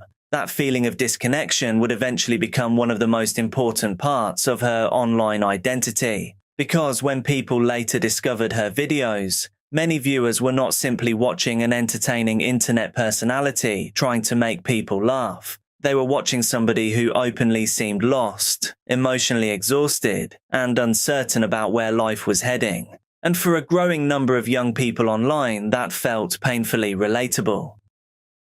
In April 2022, Zeepa uploaded her very first YouTube video, and at the time, almost nobody was paying attention to what she was doing online. In one early upload, she excitedly talked about gaining just 2 subscribers and reaching around 20 views, and there was absolutely no indication yet that she would eventually build an audience of more than 1 million followers across multiple social media platforms. Part of what made those early videos feel so unusual was how directionless and unpolished they seemed, compared to most internet content at the time. She was unemployed, drinking frequently, openly talking about awkward moments in her life, discussing mental health struggles, and sometimes simply rambling casually about everyday experiences, with almost no structure at all. But strangely, that lack of polish slowly became the entire appeal. While huge parts of the internet were becoming increasingly performative, over-edited, and carefully managed, Zeepa felt completely unfiltered, in a way that audiences found refreshing. She felt messy, she felt human, and with that she felt emotionally honest. And viewers connected with that almost immediately. She also stood out because of the strange contrast between her appearance and the way she actually behaved on camera. Based purely on how she looked, many viewers expected her to act like a stereotypical cute internet personality, with a soft voice, exaggerated reactions, and highly energetic behavior. Instead, she spoke in a much calmer, more awkward, and almost emotionally detached way that felt unusually natural for somebody building an online audience. Her voice was lower than many people expected, her delivery felt understated, and the entire atmosphere of her videos gave the impression that viewers were watching a real person rather than somebody carefully performing a character for attention. Ironically, that contrast became so noticeable that rumors eventually started spreading online, accusing her of secretly being male. Eventually, Zeepa addressed the speculation directly and publicly confirmed that she was female. But by that point, people were already becoming deeply attached to her personality and the strange atmosphere surrounding her content. At the same time, another part of her identity was becoming impossible to separate from the channel itself: alcohol. More specifically, Strong Zero, a high-alcohol convenience store drink that had already developed a notorious reputation online throughout Japan for being associated with emotional burnout, chaotic nights out, loneliness, and people trying to temporarily disconnect from reality as cheaply as possible. Entire online communities had formed around Strong Zero culture over the years, with people sharing memes, stories, jokes, and photographs connected to drinking too much and spiraling emotionally late at night. And somehow Zeepa became almost perfectly associated with that exact world. She drank during streams, drank in videos, talked about alcohol constantly. Sometimes she seemed to joke about it. Other times she sounded genuinely worried. And over time, the line between those two things slowly became harder for viewers to identify. What made the situation more complicated was that she never fully presented drinking as glamorous or aspirational in the way some others might. In fact, one of her biggest videos was actually about overcoming an aversion to alcohol, and during that discussion she openly admitted that some people simply should not drink at all. That honesty made viewers trust her even more, because she did not come across as somebody trying to sell a fantasy lifestyle or convince audiences that her behavior was healthy. Instead, she came across as somebody simply trying to survive life one day at a time. And for many viewers, especially younger people struggling with work, isolation, anxiety, burnout, or depression, that honesty felt deeply comforting, and the internet started rewarding her for being emotionally transparent in ways that rapidly changed her life. The channel grew quickly. Collaborations followed, subscriber numbers exploded, and slowly the awkward unemployed girl, celebrating 20 views, became one of the most recognizable personalities within that corner of Japanese internet culture.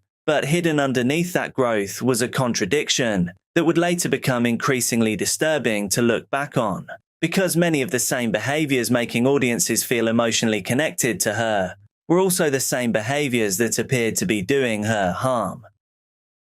As Zeepa's popularity continued growing online, the drinking gradually stopped feeling like a side detail within her content. and instead became one of the defining parts of her entire public identity. Fans began referring to her with names like the Queen of Strong Zero, and in many ways that nickname perfectly captured the strangeness surrounding her online presence, because her content increasingly existed somewhere between comedy, loneliness, emotional exhaustion, and quiet self-destruction. Sometimes her posts were genuinely funny, other times they felt deeply uncomfortable, and increasingly viewers struggled to tell the difference between those two things.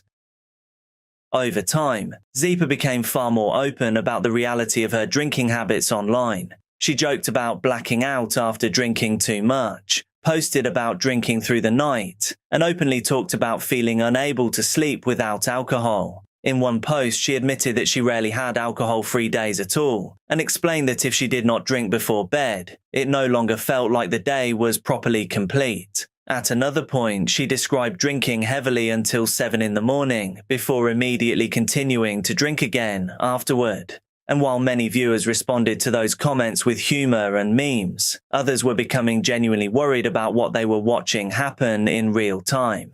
There was something unusually self-aware about the way she discussed her behavior. This was not somebody pretending everything was completely fine. She openly talked about alcohol-related depression. She openly admitted she was becoming worried about herself. At one point, she even posted photographs showing bruises on her arms, which she associated with drinking-related incidents. And gradually, this created a very uncomfortable situation online.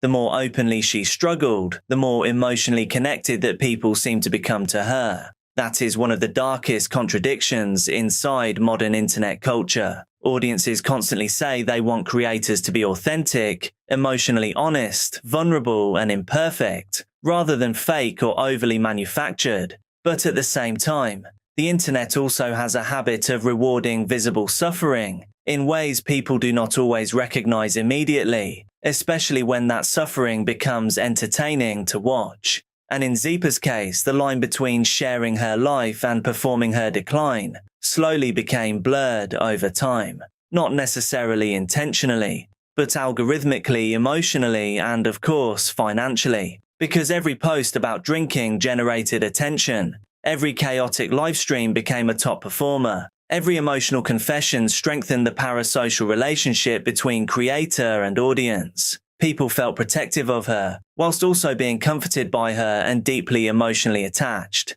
Some viewers even described her videos as helping them survive difficult periods in their own lives. And that is what makes this story feel so uncomfortable in hindsight. The audience was not simply mocking her or treating her suffering like it was a joke. Many viewers genuinely cared about her as a person. But at the same time, the internet ecosystem surrounding her still continued rewarding the exact behavior people were becoming increasingly worried about. The drinking remained central to the content, the chaos remained entertaining, and the algorithm never really distinguishes between somebody thriving and somebody quietly falling apart.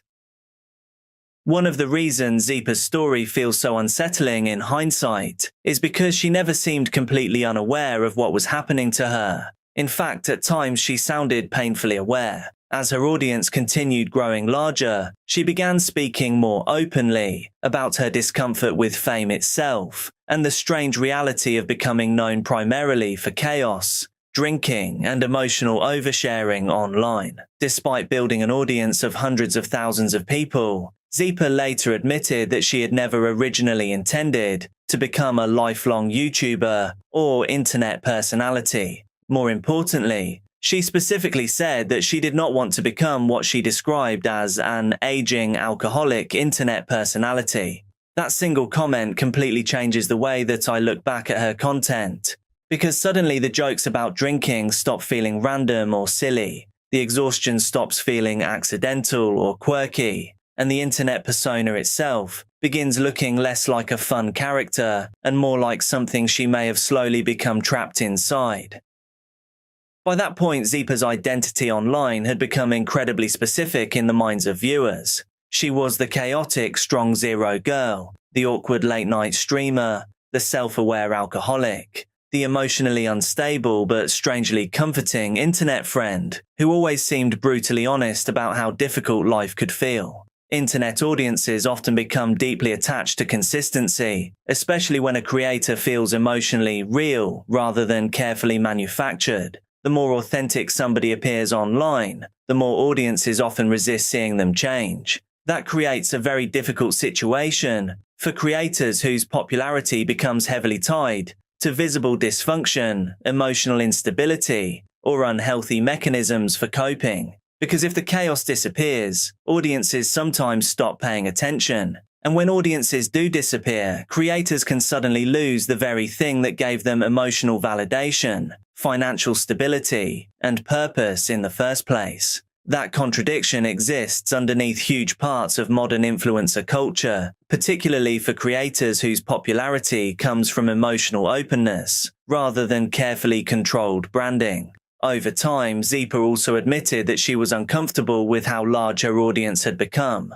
According to her own comments, she preferred smaller communities and more grounded interactions, rather than mainstream internet fame. Eventually, uploads on her main channel slowed down significantly, but she never fully disappeared from the internet. She remained active online, continued posting across platforms, streamed regularly, and kept sharing pieces of her life with audiences who had become emotionally attached to her over the years. And that is another important part of this story, because from the outside, internet fame often looks like an amazing escape. Escape from terrible jobs, escape from financial pressure, escape from loneliness and uncertainty. And in many ways, YouTube genuinely did transform Zeepa's life. Before the channel, she appeared deeply uncertain about her future and increasingly disconnected from a traditional lifestyle. Afterward, she had money, recognition, community, and millions of people who genuinely, in a way, cared about her. But at the same time, the internet had also transformed many of her lowest moments into content. And once audiences emotionally connect to a specific version of somebody, escaping that version can become incredibly difficult, especially when the internet rewards consistency far more than recovery. In some ways, Zeepa had escaped one kind of misery, but then accidentally monetized another. By early 2026, parts of Zeepa's online presence had started feeling noticeably darker to many people watching her content. Not dramatically darker in one obvious moment though, more like a slow accumulation of increasingly uncomfortable warning signs spread across weeks and months. There were posts about dependency, posts about exhaustion, posts about drinking too much, posts about regretting the previous night. At one point, she openly admitted that she was becoming worried about herself. In another post, she discussed alcohol-related depression in a way that felt unusually direct and emotionally raw. And then there was the message that people would later revisit more than any other. She posted, "It seems that the average lifespan for alcohol dependency is around 50 years old. Have I already passed the halfway mark?" Just days earlier, she had still been posting normally online. She appeared in videos, interacted with followers, talked about future ideas, and in March 2026, she had even announced a brand new collaborative YouTube project alongside other creators, making it seem as though she was still actively planning for the future. From the outside, it looked like somebody continuing forward with new ideas and new projects, and that sudden contrast made the announcement hit even harder for many viewers. On April 5th and April 6th, statements appeared across her social media accounts, announcing that she had passed away unexpectedly. The statements explained that a private funeral involving close family members had already taken place. No official cause of death was publicly released. Almost immediately afterward, online discussion exploded across social media platforms. Fans flooded her accounts with emotional messages and tributes. Some described her as comforting during the worst periods of their lives. Others explained that her videos helped them feel less isolated while struggling emotionally themselves. That reaction says something important about internet culture and the way audiences emotionally connect with creators online. Modern viewers often feel far closer to internet personalities than people once felt toward traditional celebrities. People watch them daily, hear their thoughts constantly, see them drunk, lonely, exhausted, sad, happy, or emotionally overwhelmed in real time. Over time, audiences begin feeling as though they genuinely know these people personally. But stories like this reveal how limited that understanding really is. Because no matter how emotionally open somebody appears online, audiences still only see fragments of a person's real life. And sometimes those fragments hide far more than people could ever realize. Almost immediately after the announcement of Zeepa's passing, speculation began spreading across social media. Many people immediately started connecting the news to the increasingly worrying posts that she had been making online during the months beforehand, particularly the posts about her alcohol dependency. Some viewers focused on the message where she questioned whether she had already reached halfway through the average lifespan associated with alcoholism. Others pointed toward posts about blacking out, drinking through the night, bruises she had shown online, and comments about feeling emotionally exhausted. Unlike a traditional celebrity death, audiences had spent years watching fragments of her private struggles unfold publicly in real time. That naturally created a feeling among viewers that they already understood what must have happened, even without official confirmation. But stories like this can also reveal the danger of parasocial relationships online.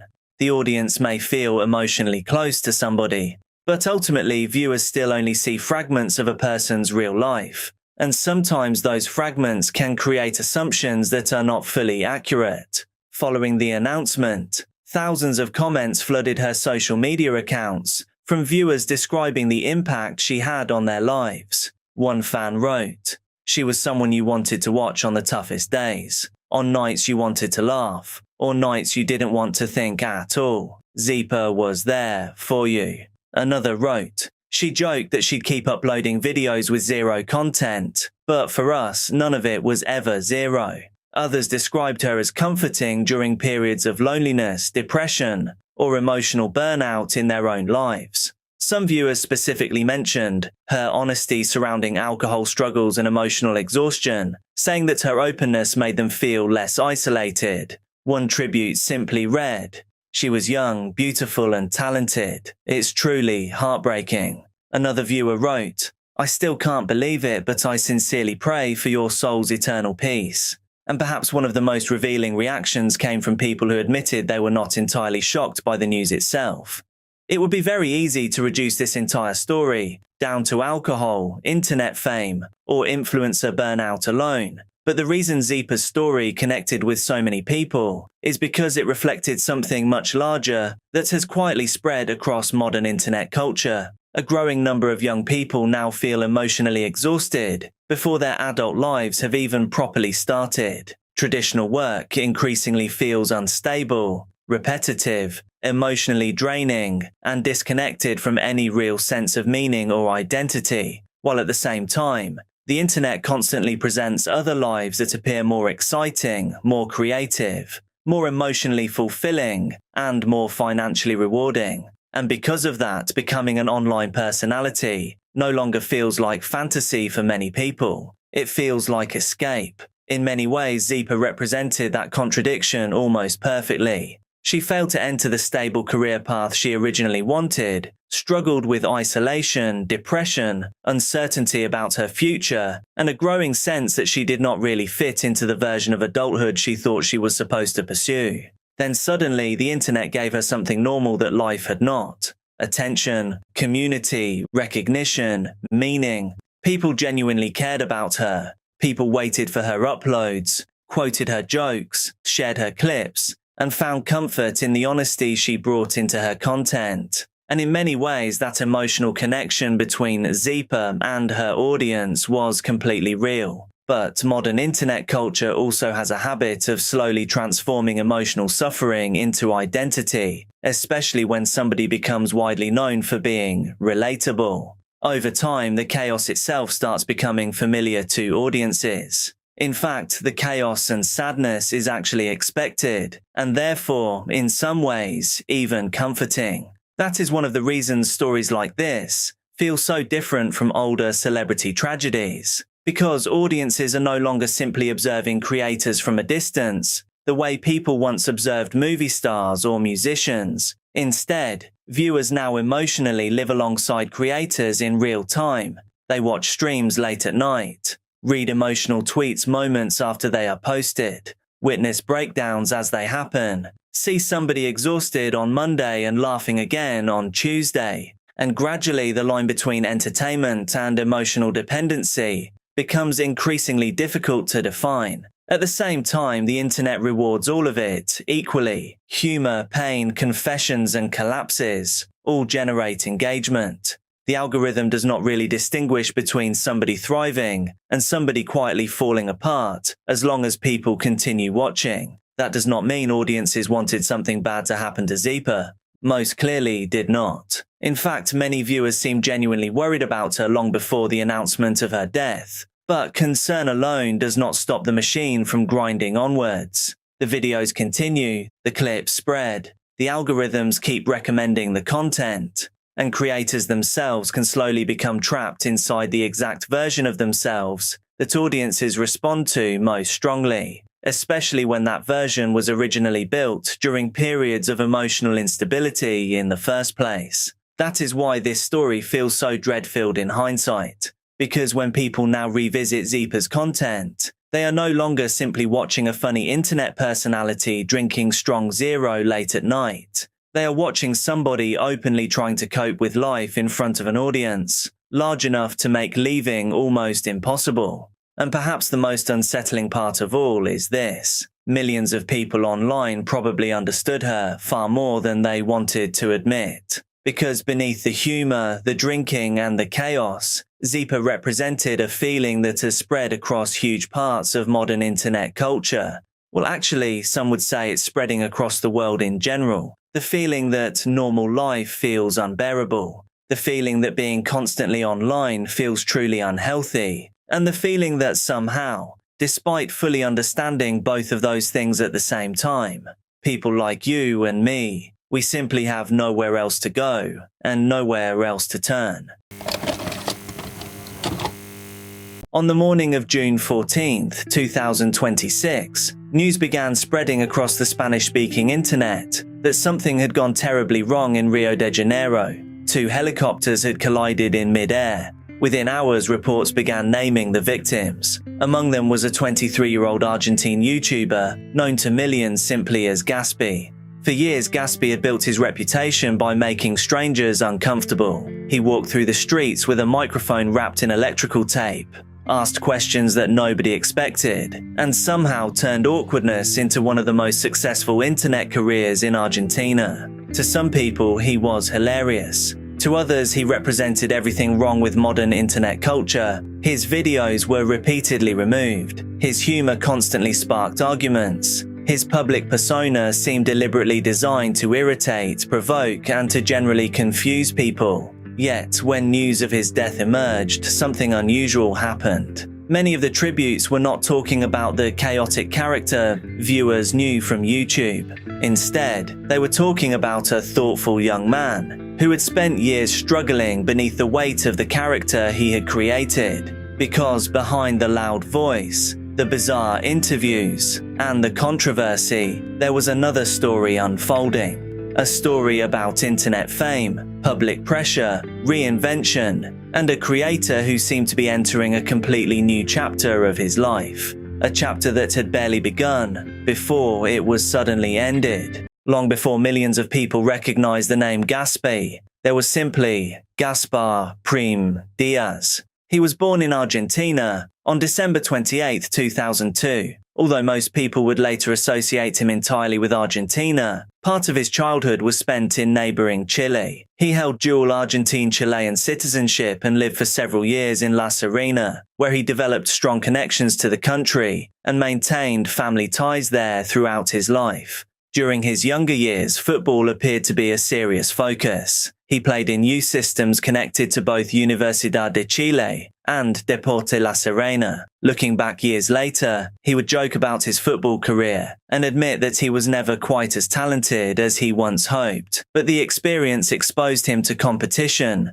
public expectations, and the pressure that comes from trying to succeed in front of others. At the same time, another interest was beginning to develop: the internet. Unlike many future influencers who dreamed of becoming famous online, all the way from childhood, Gasper appeared fascinated by performance itself. Various accounts suggest he was naturally more reserved than the character audiences would later come to know. As a teenager, he became interested in unusual forms of comedy that deliberately challenged social norms and created discomfort. That distinction would become important, because Gaspy was never simply a man with a camera. Gaspy was a character, a carefully constructed version of himself that exaggerated awkwardness, confidence, recklessness, and absurdity into something larger than life. The deeper viewers looked into his later interviews, the more it became apparent that the person and the persona were not always the same thing. What started as an experiment would eventually consume almost every part of his public identity, and it would change his life completely. Although Gaspy created his YouTube channel years earlier, his real rise began through short-form content posted online during the early 2020s. His formula sounded simple: walk into public spaces, approach strangers, ask questions that nobody else would ask, then leave the audience wondering whether they should laugh, cringe, or feel uncomfortable. Gaspy quickly developed a visual identity that became instantly recognizable. He carried a black microphone wrapped in electrical tape. He spoke with a distinctive, raspy voice. Nearly every interaction began with his trademark greeting. For many viewers, hearing that greeting was enough to know exactly what was coming next. His videos operated differently from traditional prank channels. Rather than focusing on elaborate setups, Gaspy relied on unpredictability. He would approach complete strangers and steer conversations into bizarre territory through a combination of confidence, awkward silences, absurd humor, and deliberately uncomfortable questions. The reactions were genuine, and that authenticity became addictive. Viewers never knew whether the next interaction would end in laughter, confusion, anger, or complete disbelief. The internet responded immediately. One breakout video reportedly surpassed 13 million views. Others generated millions more. Despite maintaining only a surprisingly small number of publicly available uploads, his audience exploded. Over time, he accumulated more than 2.5 million subscribers on YouTube alone, with millions more followers spread across Instagram and other platforms. That growth created a strange mystery around him. Most major creators build enormous libraries of content. Gaspy did not. In fact, many viewers discovered him through clips, re-uploads, and discussions, rather than through a huge catalogue of videos. This scarcity only increased curiosity. Every upload felt like an event. And the more difficult his content became to find, the more people wanted to watch it. By the time his popularity reached its peak, Gaspy had become one of the most recognizable young internet personalities in Argentina. But the same qualities driving his success were also creating the problems that would soon follow. As Gaspy's audience grew, so did the criticism. The very thing that made his content successful was also the thing that repeatedly placed it at risk. For critics, it often looked like he was deliberately pushing social boundaries, victimizing unsuspecting people, simply to generate reactions. The result was a cycle that followed him throughout much of his career. A new video would appear, people would begin sharing clips, arguments would break out online. Then in some cases, the video would simply disappear. Several of his uploads were removed by platforms for violating content policies. Some contained material that platforms considered inappropriate. Others simply crossed lines that moderation systems were unwilling to tolerate. Gaspy became so accustomed to this process that he reportedly joked about it with his audience, telling followers they needed to watch videos quickly because there was always a chance they would be taken down. Ironically, every removal seemed to make him more famous. The internet has always been attracted to forbidden content. Whenever a video disappeared, curiosity increased. People wanted to know what had been removed and why. Clips spread across social media. Discussions intensified. The controversy itself became part of the entertainment. This created an unusual situation.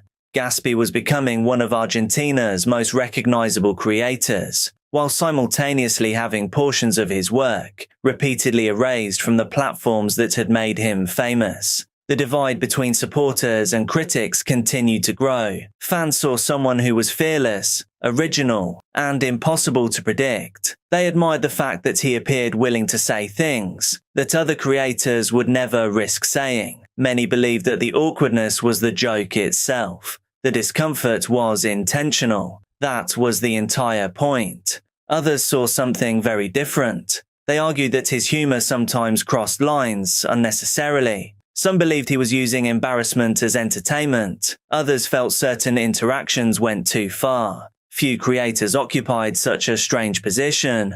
Millions of people knew who Gatsby was. Yet what people couldn't agree on was whether they actually liked him or not. What nobody could deny was that the strategy worked. His audience continued growing. His name became increasingly recognized throughout Latin America. And from the outside, it appeared that everything was going exactly according to plan. But behind the scenes, a different reality was beginning to emerge.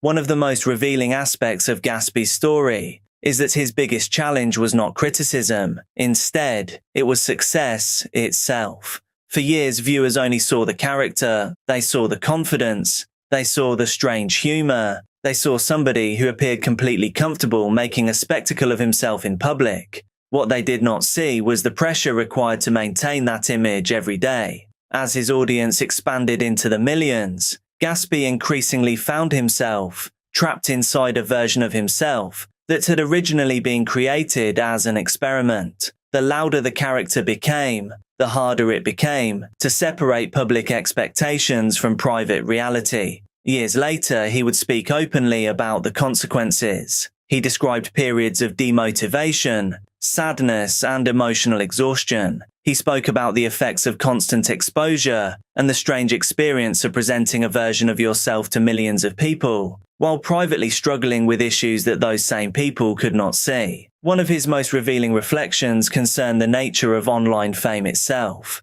When he first started creating content, it felt like a game.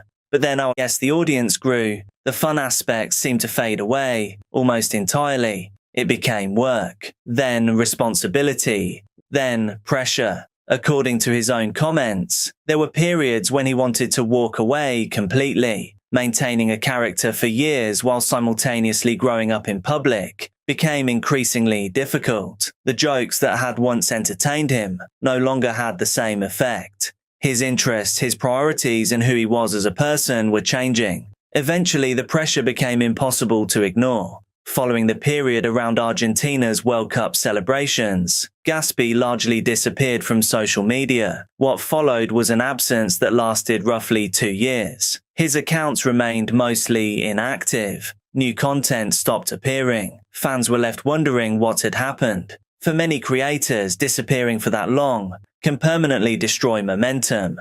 The internet moves quickly. Audiences move on. Algorithms forget. Yet Gatsby appeared willing to accept that risk. The hiatus was not presented as a marketing strategy or a planned rebrand. Instead, it increasingly appeared to be a response to personal struggles, mental health challenges, and the growing burden of living as a character that millions of people expected him to remain forever. A character that many people openly hated. From the outside, it looked like the rise of Gatsby had stalled. But in reality, the next chapter of his story was already beginning, and it would reveal a different side of him that much of his audience had never seen before.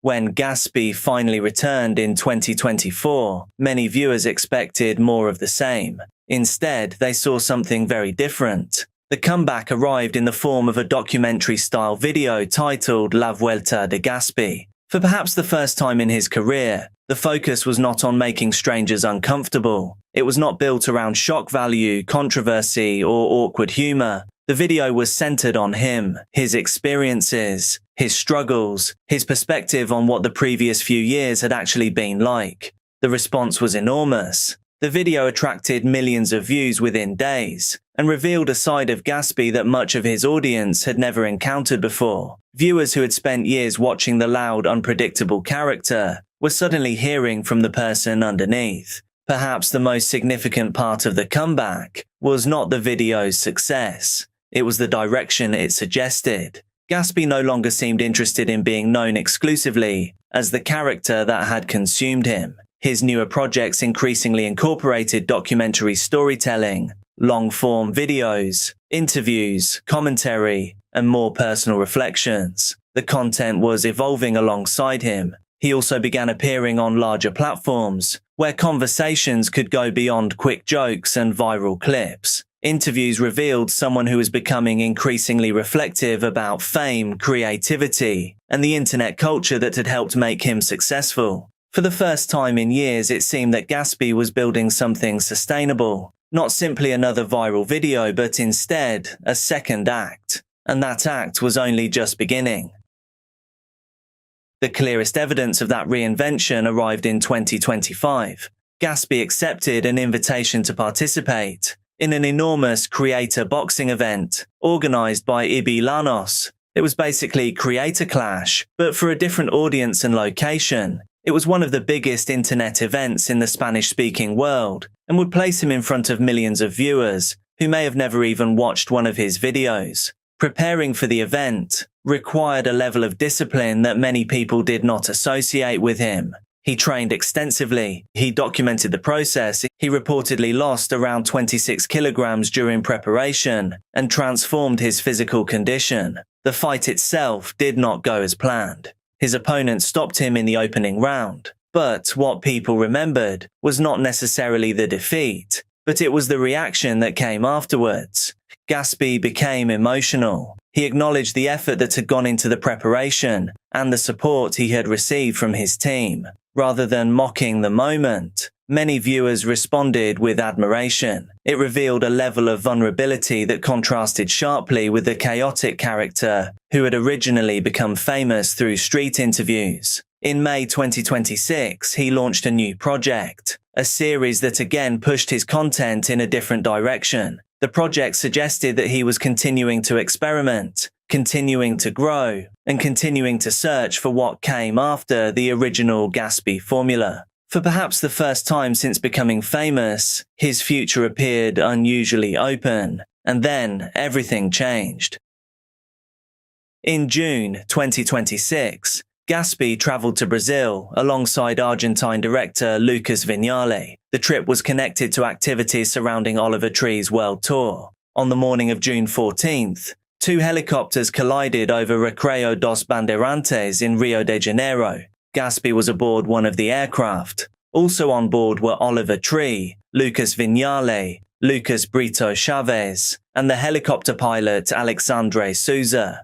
The second helicopter was being flown by Charles Marciac. All 6 people involved lost their lives. One of the aircraft came down near an electric vehicle dealership, where a major fire followed. Authorities launched an investigation, and the exact cause of the collision at the time of making this video is still unknown. The creator, who had spent years building a second chapter for himself, was gone at just 23 years old. Gaspy's story is unusual because it is really 2 stories unfolding at the same time. The first is the story most people know, a provocative internet character who built millions of followers through pushing boundaries and taking risks in the content that he created and shared. The second is the story that emerged later, a young man struggling with the pressure of fame, questioning the monster that he had created, stepping away from the internet, and gradually trying to build something more personal and meaningful. By 2026, that process appeared to be working. His content was evolving, new projects were launching, opportunities were expanding beyond the format that had originally made him famous. That is perhaps what makes all of this feel so strange. It's not that a famous creator's story ended unexpectedly, but that it ended at the exact moment it felt like a completely new life was about to begin.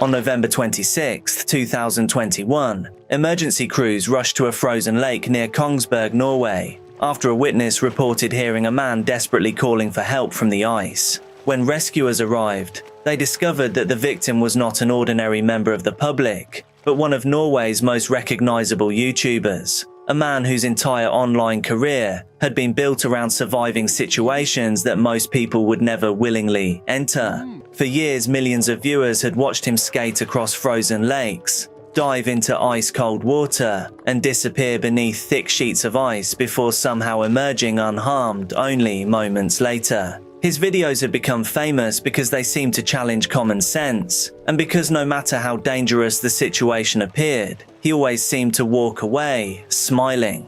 He then uploaded a birthday video celebrating the fact that he had reached the age of 57. The title of that video was simple in its message: "I am not dead, I am 57 today." Long before he became one of the most unusual success stories in YouTube history, Tor Ratje Ekhoff was living a relatively ordinary life in Norway, where he worked a regular job and spent much of his spare time doing the things he loved most. Those passions included hiking, photography, camping, and exploring the Norwegian wilderness. But over time, they also developed into something far more unusual. While most people admired frozen lakes from a safe distance, Tor became fascinated by interacting with them directly, often testing his limits in conditions that appeared completely unreasonable to everyone around him. When he joined YouTube in 2006, his original videos were simple recordings of outdoor adventures, wildlife, and scenic locations, and there was little indication that he would one day attract millions of viewers from around the world.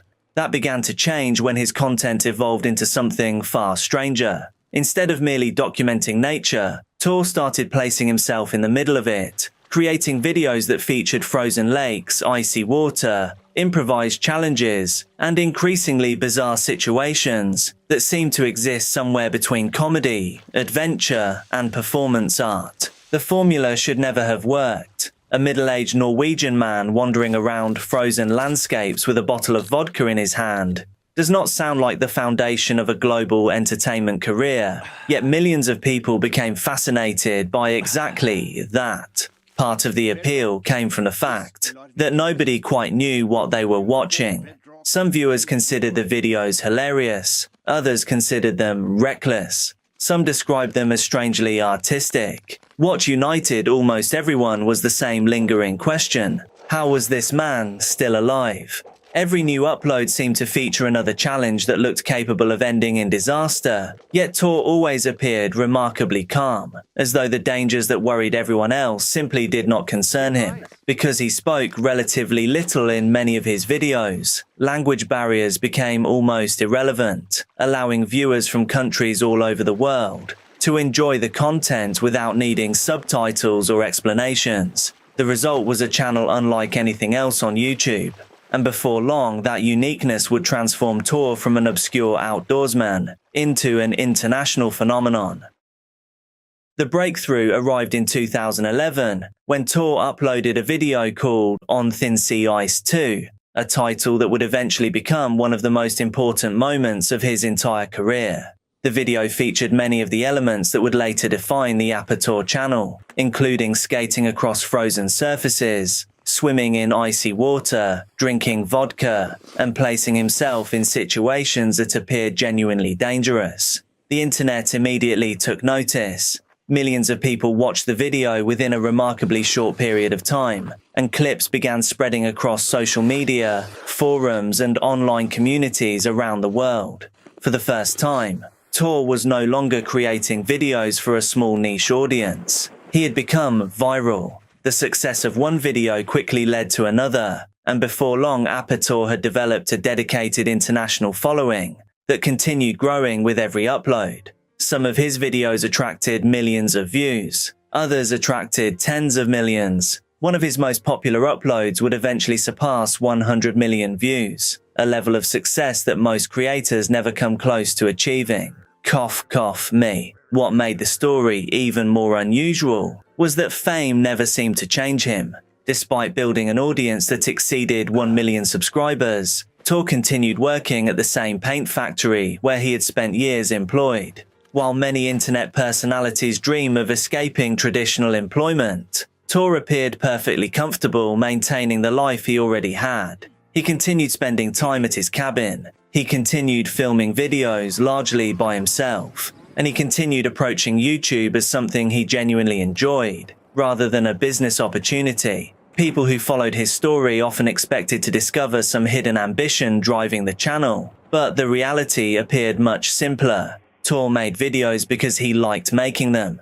The views, subscribers, and fame were all just a bonus. Everything about his success seemed accidental, which only made audiences appreciate him even more. Yet while his public life appeared increasingly successful, there were struggles taking place behind the scenes that most viewers knew nothing about.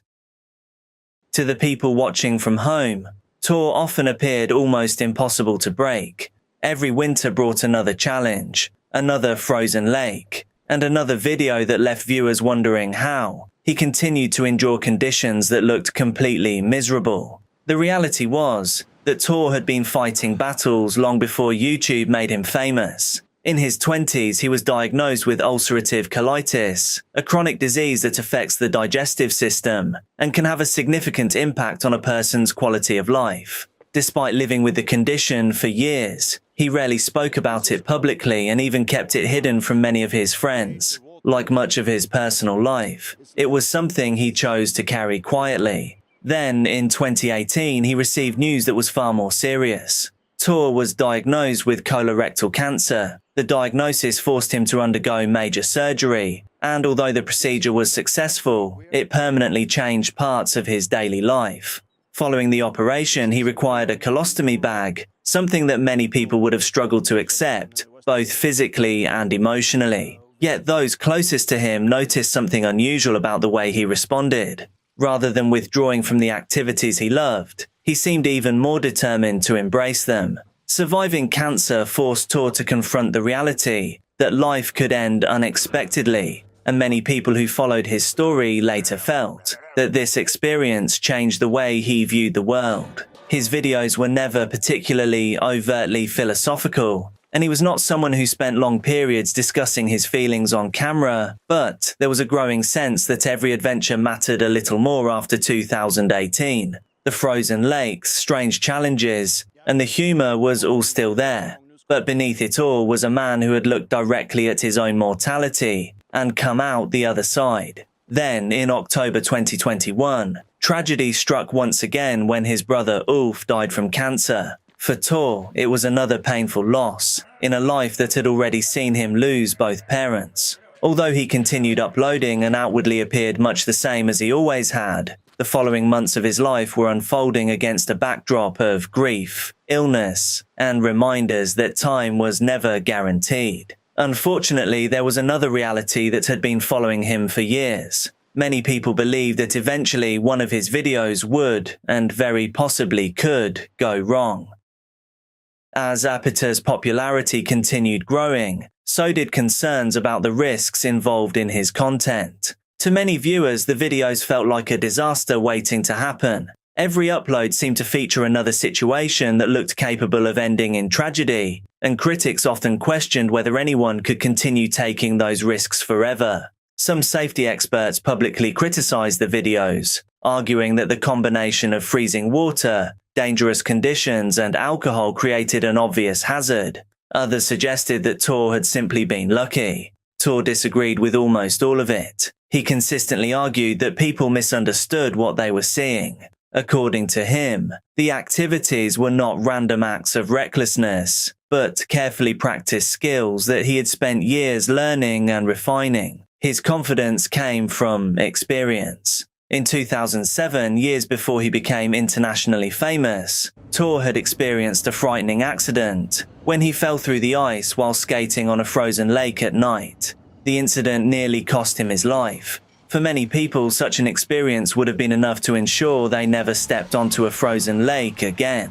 Tor responded differently. Instead of abandoning the activity, he became determined to understand it better. He practiced entering and escaping from freezing water. He learned techniques designed to help him climb back onto the ice if he ever fell through again. Over time, he became convinced that preparation could dramatically reduce the danger. That belief became central to how he approached his videos. Whenever people warned him about the risks, he pointed to the experience and training that existed behind the scenes. To him, what looked reckless from the outside often felt manageable, even calm from the inside. Year after year, the results appeared to support his confidence. The videos became more ambitious, the stunts became more extreme, and somehow he always emerged safely. For viewers, that consistency gradually created a strange illusion. It became easy to believe that Tor was somehow immune to the dangers surrounding him. After all, they had watched him survive for years. They had watched him disappear beneath frozen lakes and return smiling. They had watched him place himself into situations that looked impossible.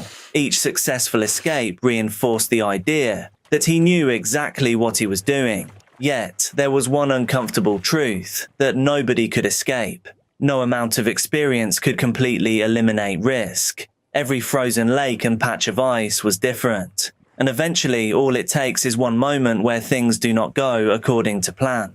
That moment arrived in November 2021. On November 22nd, 2021, Tor uploaded what would become the final video of his life. The occasion was his 57th birthday, and the upload carried a title that seemed entirely ordinary at the time. I am not dead, I am 57 today. Viewers watched the video just as they had watched countless others before it, with no reason to suspect that it would soon become associated with one of the most tragic moments in YouTube history. 4 days later, Tor travelled to Jacob's Dam, a lake located west of Kongsberg, Norway, where he intended to film another video for his channel. He was alone, which was not unusual because much of his content had always been filmed without assistance. Over the years, he had become accustomed to handling the cameras, planning the shots, and carrying out the filming process by himself. But this time, at some point during that day, something went very, very wrong. Authorities later reported that a hole had been cut into the ice and that Tor ended up in the freezing water. Exactly what happened during those moments remains unclear. What is known is that a nearby witness heard someone calling for help and immediately contacted emergency services. Rescue teams rushed to the scene. Divers entered the water and a search operation began. When Tor was located, he was unconscious. Emergency responders immediately began CPR before arranging for him to be transported by air ambulance to hospital. For a brief period, there was hope that he might survive. After all, surviving difficult situations had become part of his story. He had survived serious illness, years of dangerous adventures on frozen lakes, and even cancer. Many fans believed that if anyone could recover from an incident like this, it would be him. Sadly, that would not be the outcome. On November 27, 2021, Tor Rathje Ekhoff died in hospital at the age of 57. Police later confirmed that there was no evidence of foul play and that the incident appeared to be a tragic accident. News of his death spread rapidly across the internet. For many viewers, the announcement felt surreal because Apator had spent years doing things that appeared impossible to survive. Somehow he had become larger than life. The realization that he was gone was difficult to accept. What made the story particularly haunting for many fans was the timing. Only days earlier, he had uploaded a video celebrating the fact that he was still alive. Now that upload had become the final chapter of a journey that millions of people had followed for more than a decade. Following Tor's death, tributes appeared across YouTube, Reddit, Facebook, and countless other platforms as fans shared memories of the videos that had entertained them for years. Many people described discovering Apator during difficult periods of their lives and finding comfort in the strange optimism that seemed to exist throughout his content.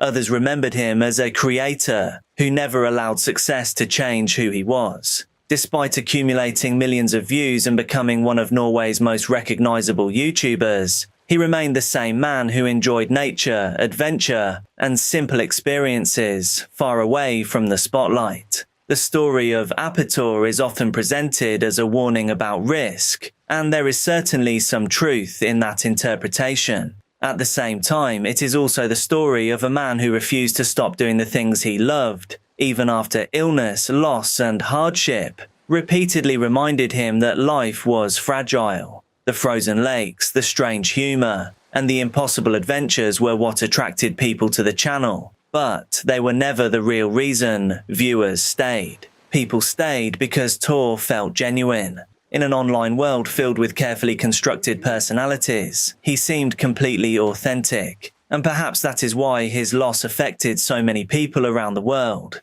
The same frozen landscapes that helped transform a Norwegian factory worker into an internet legend ultimately became the setting for his final chapter, bringing an end to one of the strangest and most memorable stories YouTube has ever produced. Thank you so much for watching. I'm uploading daily true crime and dark content here on this channel, so make sure that you're subscribed, hit like on the video, and also drop a comment so you get shown more of my stuff. Please do be careful out there, and I'll see you tomorrow.